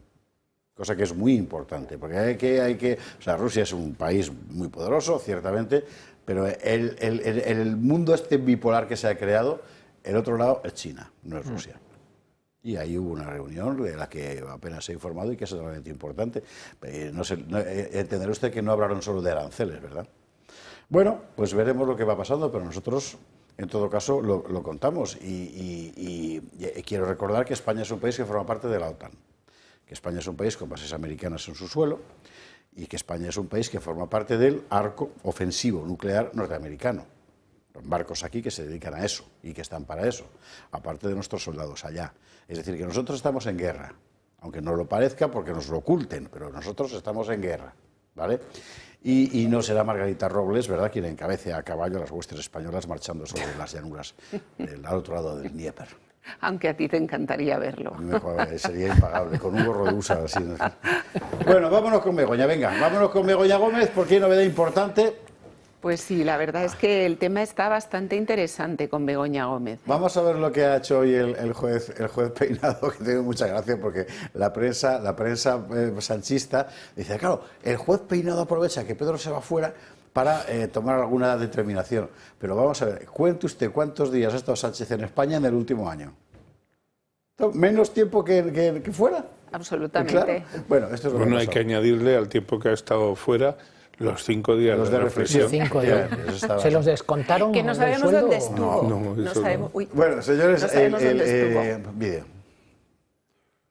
El cerco judicial sobre Begoña Gómez se amplía. 6 meses después de la primera instrucción, el juez Peinado ha ordenado a la Policía Judicial que consulte la numeración de las cuentas bancarias de la mujer del presidente. Informaciones que no es la primera vez que solicita. Tan solo la Universidad Complutense de Madrid le remitió en su momento lo que ganaba la mujer de Sánchez, tanto por su máster como por su cátedra. Pero cabe aún la sospecha de que pudo recibir más dinero por parte de otras entidades. En una providencia que no aclara más cuestiones, el juez también ha pedido al Registro Civil una copia del certificado matrimonial de los Sánchez Gómez, acompañado, este es el detalle, de sus anotaciones al margen. Un paso más en la instrucción del caso con el que el magistrado quiere aclarar cuál es su régimen matrimonial, por gananciales o separación de bienes. El hecho de pedir las anotaciones al margen es importante porque de haber cambiado el régimen desde el momento en que se abrieran las primeras diligencias, ampliaría el frente judicial hasta el mismo Pedro Sánchez. En su escrito el juez amplía también las sospechas sobre la directora de Recursos Humanos del Instituto Empresa, Sonsoles Blanca Gil de Antuñano, que podría haber cometido un delito de desobediencia por no haber aportado al juez información sobre la cuenta en la que Begoña Gómez recibió sus ingresos por dirigir el Africa Center. El instructor del caso Begoña también ha reprendido a la Universidad Complutense por su negativa a ofrecerle información relacionada con el máster de Begoña Gómez. No ha detallado los alumnos que tenía, ni tampoco las cuentas, ni los currículum de los profesionales que colaboraban en su plan de estudios. Bueno, por otra parte, hoy se ha conocido la petición de Aldama de declarar. Vemos la información. Esto es interesante por lo siguiente. A lo mejor es pura coincidencia, no lo sé. Pero resulta que se filtró la conversación que tiene Aldama con Ábalos para decirle me parece muy mal que estés hablando de mí cuando yo nunca he hablado de ti. A ver si voy a empezar a contar, ya sabe usted ese tipo de cosas. Y justo después de eso es él, Aldama, quien pide declarar. Esto va a ser el jueves, así que ya le contaremos lo que podamos averiguar sobre este asunto. Respecto a al estatuto matrimonial de Pedro Sánchez, están en separación de bienes. que lo sepa usted. Bueno, eso dice él, lo que pasa es que lo diga Pedro Sánchez, en la declaración que hizo en el Congreso, que estáis obligados los diputados, ¿no, Ana? Corrígeme si me equivoco, él declara que está en separación de bienes, pero una declaración de Pedro Sánchez tiene tanta validez, por eso no me extraña. Aparte, y aquí me tiene que corregir Miguel si me equivoco, yo creo que es pertinente que el juez pues practique este tipo de diligencias y mande estos oficios, porque evidentemente está intentando ver si ha habido alguna ganancia patrimonial y en qué régimen está esa ganancia patrimonial de los cónyuges. Por lo tanto, me parece bastante razonable que dentro de una investigación de las características que está llevando a cabo el juez Peinado solicite este tipo de diligencias y de actuaciones. Corrígeme, Miguel, si me equivoco. No te corrijo, si acaso te añado una cosa, que es que cuando normalmente en instrucción, en la fase de instrucción, un juez hace este tipo de averiguaciones... Es que lo va teniendo un poco claro, ¿no? No, más allá de eso incluso, es que está pensando en que puede que tenga que adoptar medidas cautelares sobre la persona investigada. En este caso no me refiero a medidas cautelares de carácter personal, sino de carácter patrimonial, léase embargos. Es decir, entonces... Lo normal en fase de instrucción es que un juez, antes de decretar un embargo sobre bienes por posibles responsabilidades civiles de la persona investigada, pues quiera saber cuál es su verdadera situación en el régimen económico matrimonial. No sé si te aclaro un poco la cosa. Yo creo que... ¿Os vuelve cuando vuelve Begoña a la Asamblea? Bueno, por ahora no está previsto que vuelva. Nosotros sí podríamos activar una segunda comparecencia de Begoña en la Asamblea de Madrid, pero yo quiero marcar dos cosas. La primera es que hemos solicitado que se amplíe el objeto de la Comisión de Investigación en la Asamblea de Madrid, porque habréis sabido también que ya se han abierto la causa por la apropiación indebida del software y por el intrusismo laboral que Begoña Gómez ha hecho firmando unos pliegos de prescripciones técnicas para el desarrollo del software para los que no tiene titulación. Entonces, bueno, vamos a ver cómo se comporta el Partido Popular, que hasta ahora lo único que ha hecho es cortarnos toda posibilidad de ampliar esta comisión de investigación para hacerla realmente eficaz, y a ver qué nos contesta mañana en la Junta de Portavoces que tendremos después de la sesión, en la que van a comparecer el decano de la Escuela de Comunicación, de la Facultad de Comunicación de la Universidad Complutense, que no sabemos muy bien cuál es su papel en toda esta trama, salvo que en el Consejo de Dirección, en el Consejo de Gobierno de la Universidad Complutense, solicitó la dimisión de Goyache. Sin embargo, tampoco sabemos mucho más de lo que este señor puede contarnos. Y luego es verdad que vamos a tener al rector de la Carlos III y al rector, a la rectora de la Universidad Autónoma, que llamadas por Más Madrid, que mucho me temo que estos sí que no tienen absolutamente nada que ver con el objeto de la comisión. Pero quiero señalar una cosa de lo que habéis comentado, y es que se ha señalado la desobediencia de la señora Gil de Antuñano en el Instituto de Empresa, porque no quiso dar los datos de la cuenta corriente y de los importes que se habían ingresado a Begoña Gómez. Esta semana ha sido también imputado el señor Güemes, ¿no?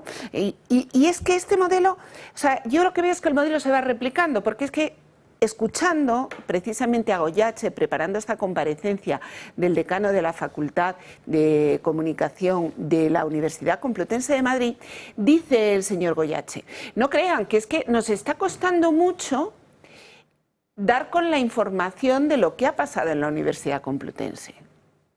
¿Cómo puede ser eso? Es increíble. Pero vamos a ver, ¿cómo puede el rector defender en el Consejo, donde están los que gobiernan la Universidad Complutense, que no tiene la capacidad en el mes de julio, no tiene la capacidad de recopilar la información de lo que ha pasado? Es espectacular. El señor Goyache metió la pata desde el primer día y todavía no la ha sacado. O sea, y ya hemos sido dos que pedimos.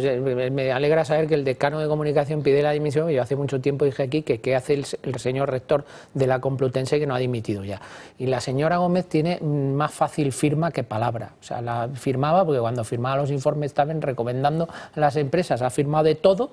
Ahora no habla mucho y se queda mudita, pero es que ha firmado, es de fácil firma. Miguel Enrique.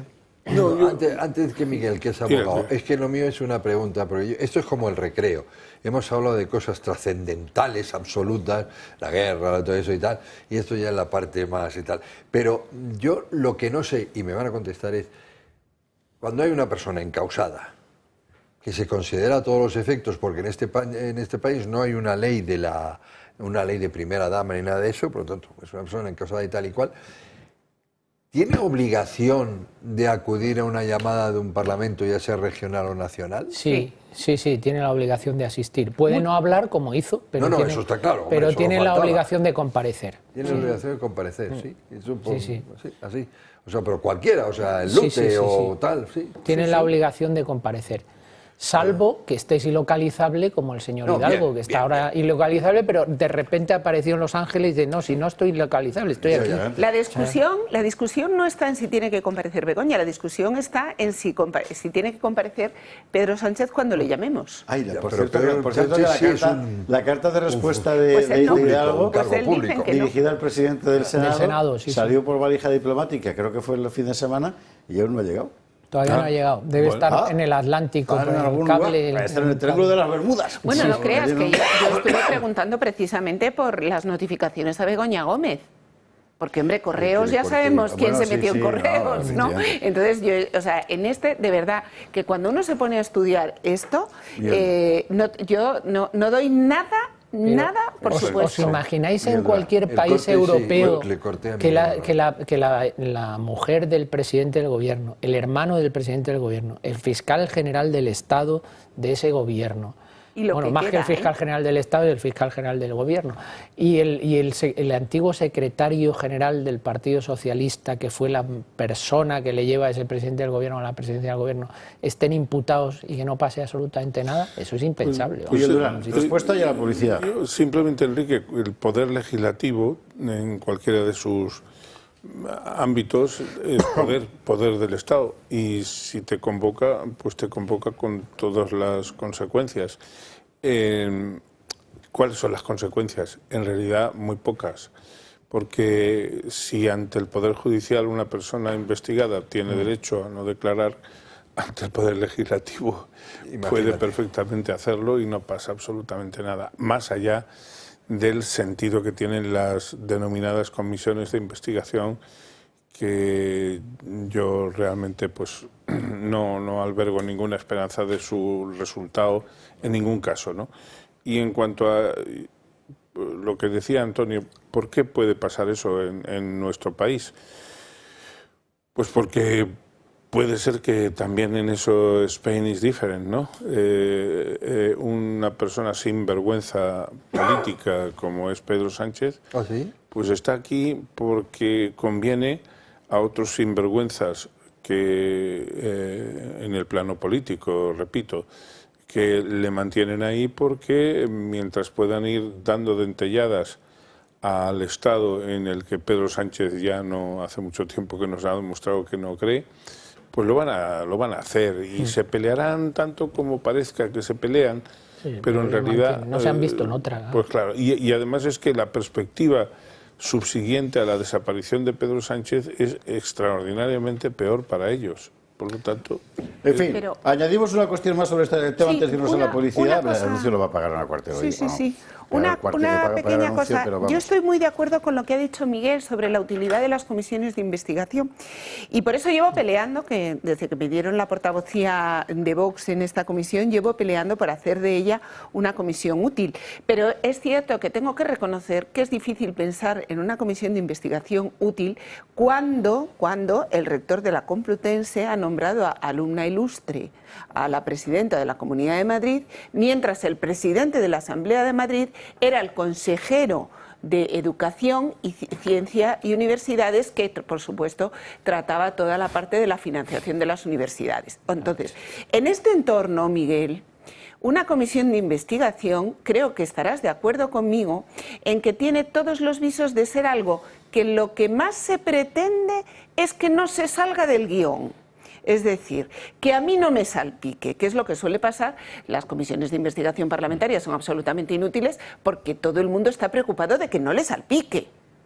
no de investigar nada, sino de, oye, ojo. Entonces, el nivel de poder salpicar de esta comisión de investigación, cuando, insisto, tienes un rector que te ha nombrado alumna ilustre, tienes un presidente en la Asamblea de Madrid que era el consejero de Educación, Ciencia y Universidades que estaban con este rector, pues claro, pues se pone las cosas, digamos, un no poco... le apretaron mucho, vamos a decir, en la comparecencia, señores, ¿no? El otro día. Ahora mismo hay una novedad dentro de todo este gigantesco convoluto corrupto, y es que el Partido Popular denuncia la desaparición de 163 millones de euros en la compra de mascarillas. Atentos a la jugada. Eso es así, pero además... Sanidad compra material a China y factura un IVA de 163 millones de euros. En China no se paga IVA. Como los hidrocarburos. En China no se paga IVA. Como los hidrocarburos. Pero entonces, ¿dónde está el dinero? Se lo ha preguntado hoy al secretario de Estado de Hacienda y ha dicho que bueno, que lo va a investigar. El actual secretario de Estado de Hacienda era el jefe de la agencia tributaria en el momento en el que se hizo todo aquello. 163 millones de euros. Y además por un sistema que desde la época de los derechos de contaminación, esto de derecho de CO2, ahí fue la primera vez que se empleó en Francia y fue un escandalazo en lo del IVA. Compraron un país donde no se cobra IVA y después te lo cobrabas. Una empresa bidón, como se dice, una empresa fantasma, que al día siguiente había desaparecido y tú te habías quedado con dinero. Pero lo peor de todo esto no es lo que sabemos, sino lo que nos falta por saber. Esto está pasando. Publicidad, y a la vuelta vamos con lo que pasó ayer en el Congreso, y yo voy a meter, aunque sea con calzador, el asunto de las pensiones del País Vasco, que me tiene, vamos, subiéndome por las paredes. No sé si te vamos a dejar. ¿Qué se les 23:44, 22:44 en Canarias. Vamos a lo que pasó anoche en el Congreso y a lo que pasa sistemáticamente, y vamos a poner, digamos, un contexto general. España tiene un problema, bueno, tiene muchos, pero un problema fundamental es que tenemos una organización estatal, no territorial, que eso es una cosa topográfica, ¿verdad? Disparatada por completo. Y cuando ocurre como ocurre ahora, que el gobierno se lo reparten minorías, entre las que se incluyen quienes aspiran a deshacer definitivamente esa organización estatal, pues ya el disparate es mayúsculo. Claro, al final, ¿quién paga? Pues paga el que de verdad sujeta el Estado, que es usted. Claro. Lo que se vivió anoche en el Congreso fue una auténtica vergüenza. ¿Por qué? Pues porque se ve claramente que política, lo que se dice política, oiga, eso no es. O sea, la política, ya sabe usted que viene de polis y eso, ¿no? Que no es un grupo musical, sino que quiere decir ciudad en griego.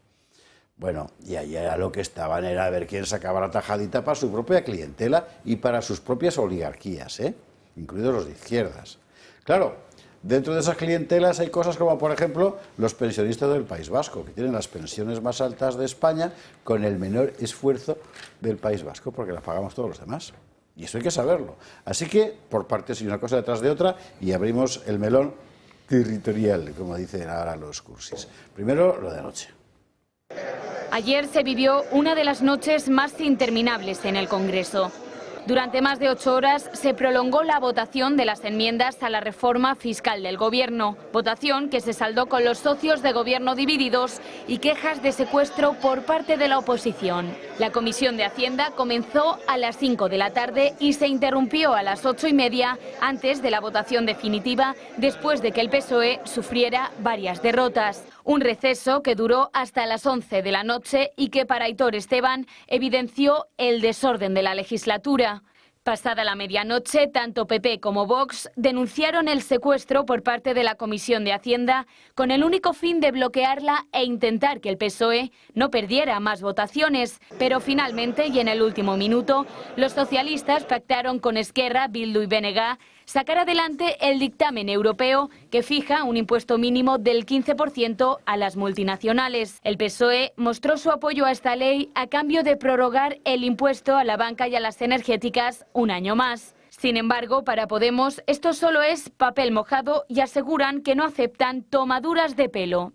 En la misma línea se manifiesta Sumar. Consideramos que la reforma fiscal que merece nuestro país aún está pendiente. Aspiramos a que las fuerzas progresistas y democráticas de este Congreso apoyen en el Pleno una fiscalidad más justa. Una reforma fiscal que, según PP y Vox, evidencia la debilidad absoluta del Gobierno. Esto lo que evidencia es que estamos ante un Gobierno sumamente débil. y que lo único que le mueve es mantenerse en el poder. Un gobierno en el alambre, que respira con ventilación asistida y del que Pedro Sánchez es un rehén. Por su parte, el Ejecutivo de Sánchez se justifica e intenta normalizar el caos vivido la pasada madrugada en el Congreso. Que poner de acuerdo a distintos grupos políticos que piensan distinto no es una tarea sencilla. Y máxime cuando estamos hablando de algo que es fundamental y nada sencillo como es la política fiscal. La pasta. Claro, la política fiscal. Ajá. ¿Para quién?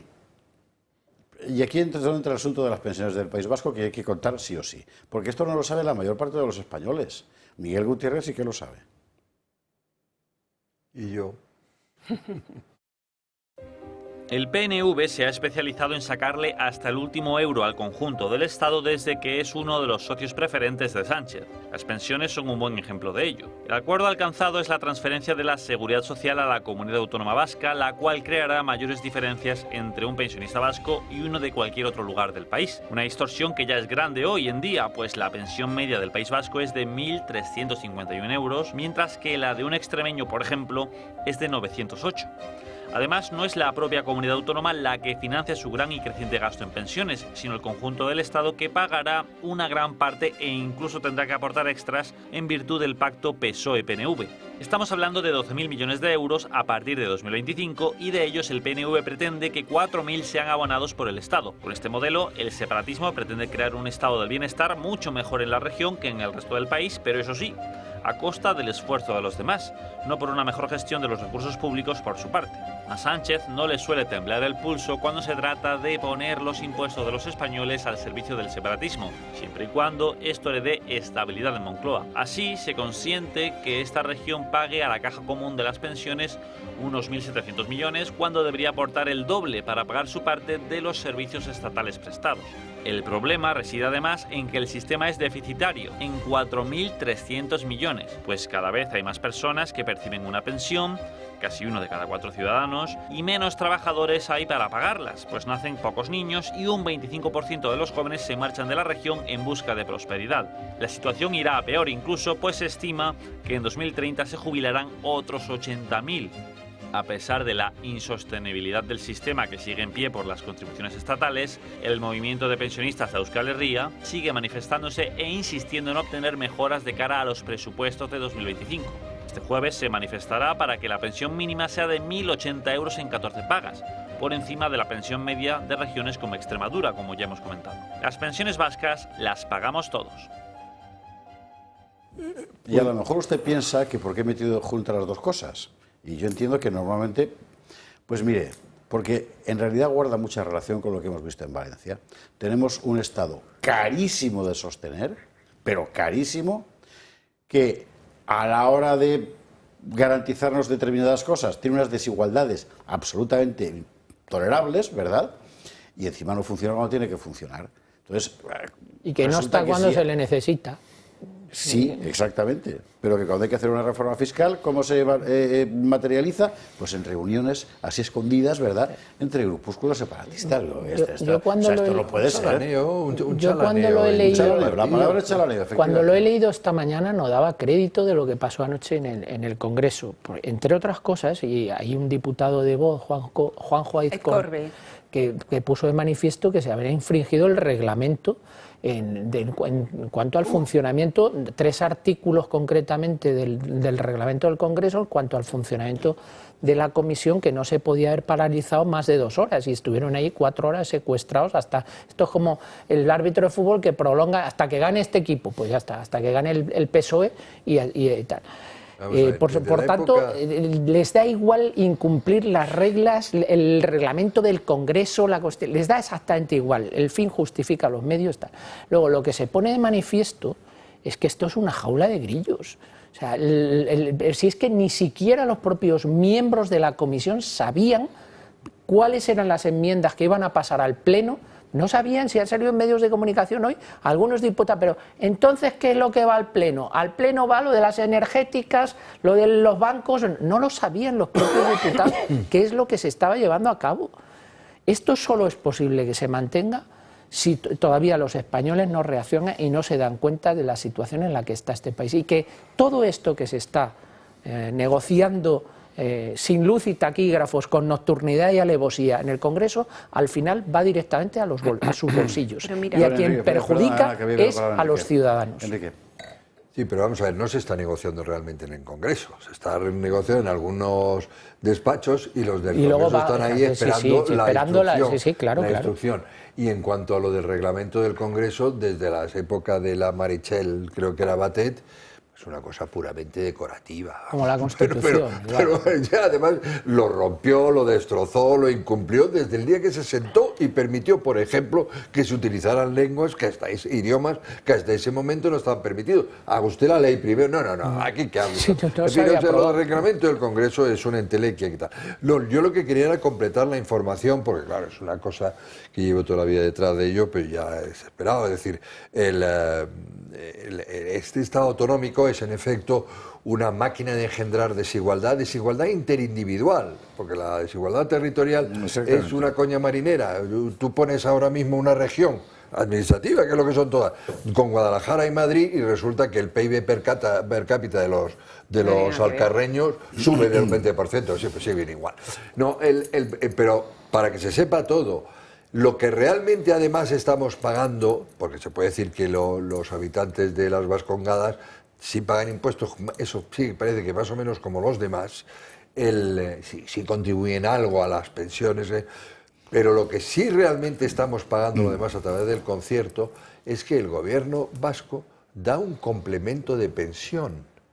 Es decir, no es que la pensión pública sea mayor, lo cual se debe a que los sueldos eran mayores en el Periodo Blanco. Es que además el país, la Lehendakaritza esta, no sé qué, les da un el complemento de RH. Exacto. Sí. Pero es lo mismo que hace con los funcionarios, no solo con los pensionistas. Miguel, Ana, 2 minutos por barba. Antes de a propósito de una monstruosidad democrática. Los contratos, el Congreso ya publicó los contratos por lo de las lenguas cooficiales y tal. 3,9 millones de euros de todo el mundo van a ir a pagar el que puedan hablarse dentro del hemiciclo en sus respectivas lenguas regionales y fuera todos en español. Exacto. Montilla y Chávez, andaluces Montilla ellos hablando. Ana, 2 minutos, Miguel, 2 minutos, ¿os parece? Fenomenal. Miguel, ¿empiezas? Pues yo voy a quizá usar menos, empezando por lo último. Yo realmente en Cataluña, cuando estamos hablando con una persona, si tú le hablas en catalán y ella te contesta en castellano o en español, va quien sea, va al español y no pasa absolutamente nada. Por tanto, esto del Congreso pues es eso, una filigrana más. La credibilidad que el sistema de pensiones tiene para mí, en general, ya lo he puesto de manifiesto en más de una ocasión aquí, es manifiestamente mejorable. El hecho de que en el País Vasco, en las 3 provincias, el déficit, recuerdo que Julio Ariza lo puso un día en Instagram o en su Telegram, el déficit era de aproximadamente 6.000 millones sobre 10.000 millones de euros. No quisiera equivocarme.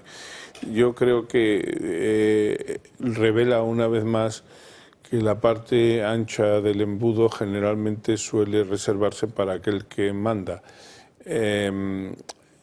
Yo no creo que esto se vaya a modificar, ni muchísimo menos en el corto plazo. Es más, creo que la alternativa de gobierno que puede representar el PP, incluido el soporte que necesariamente le tendría que dar Vox, no va a ser capaz de revertir esa situación, Ana. Y te lo dejo votando para tu intervención. Fenomenal. La verdad es que yo creo que esto es una razón más para defender que hay que terminar con el Estado autonómico. Yo creo que hoy todo lo que hemos visto son razones para terminar con el Estado autonómico, volver a la igualdad de todos los españoles. El cupo navarro y el cupo vasco y el futuro cupo catalán tienen que desaparecer, generan una desigualdad. Y ante maniobras como la de ayer, que al final lo que se van a traducir es en 370 euros más de impuestos para cada una de las familias, no valen los discursos autonómicos. El otro día yo le decía a la consejera de Hacienda, la presión, el esfuerzo fiscal en Madrid ha subido, y me decía, no, porque yo he bajado los impuestos. No, no es verdad. Los presidentes autonómicos no tienen capacidad, ante una subida de impuestos de 370 euros por parte del Gobierno central, no sueñes, no eres capaz de contrarrestarlo. Por tanto, las rebajas fiscales que se han producido en la Comunidad de Madrid son testimoniales, una deflactación del IRPF sobre el 50% que además no ha llegado al IPC, una reducción de los impuestos asociados a la vivienda solo si te vas a vivir a un municipio de menos de 2.500 habitantes.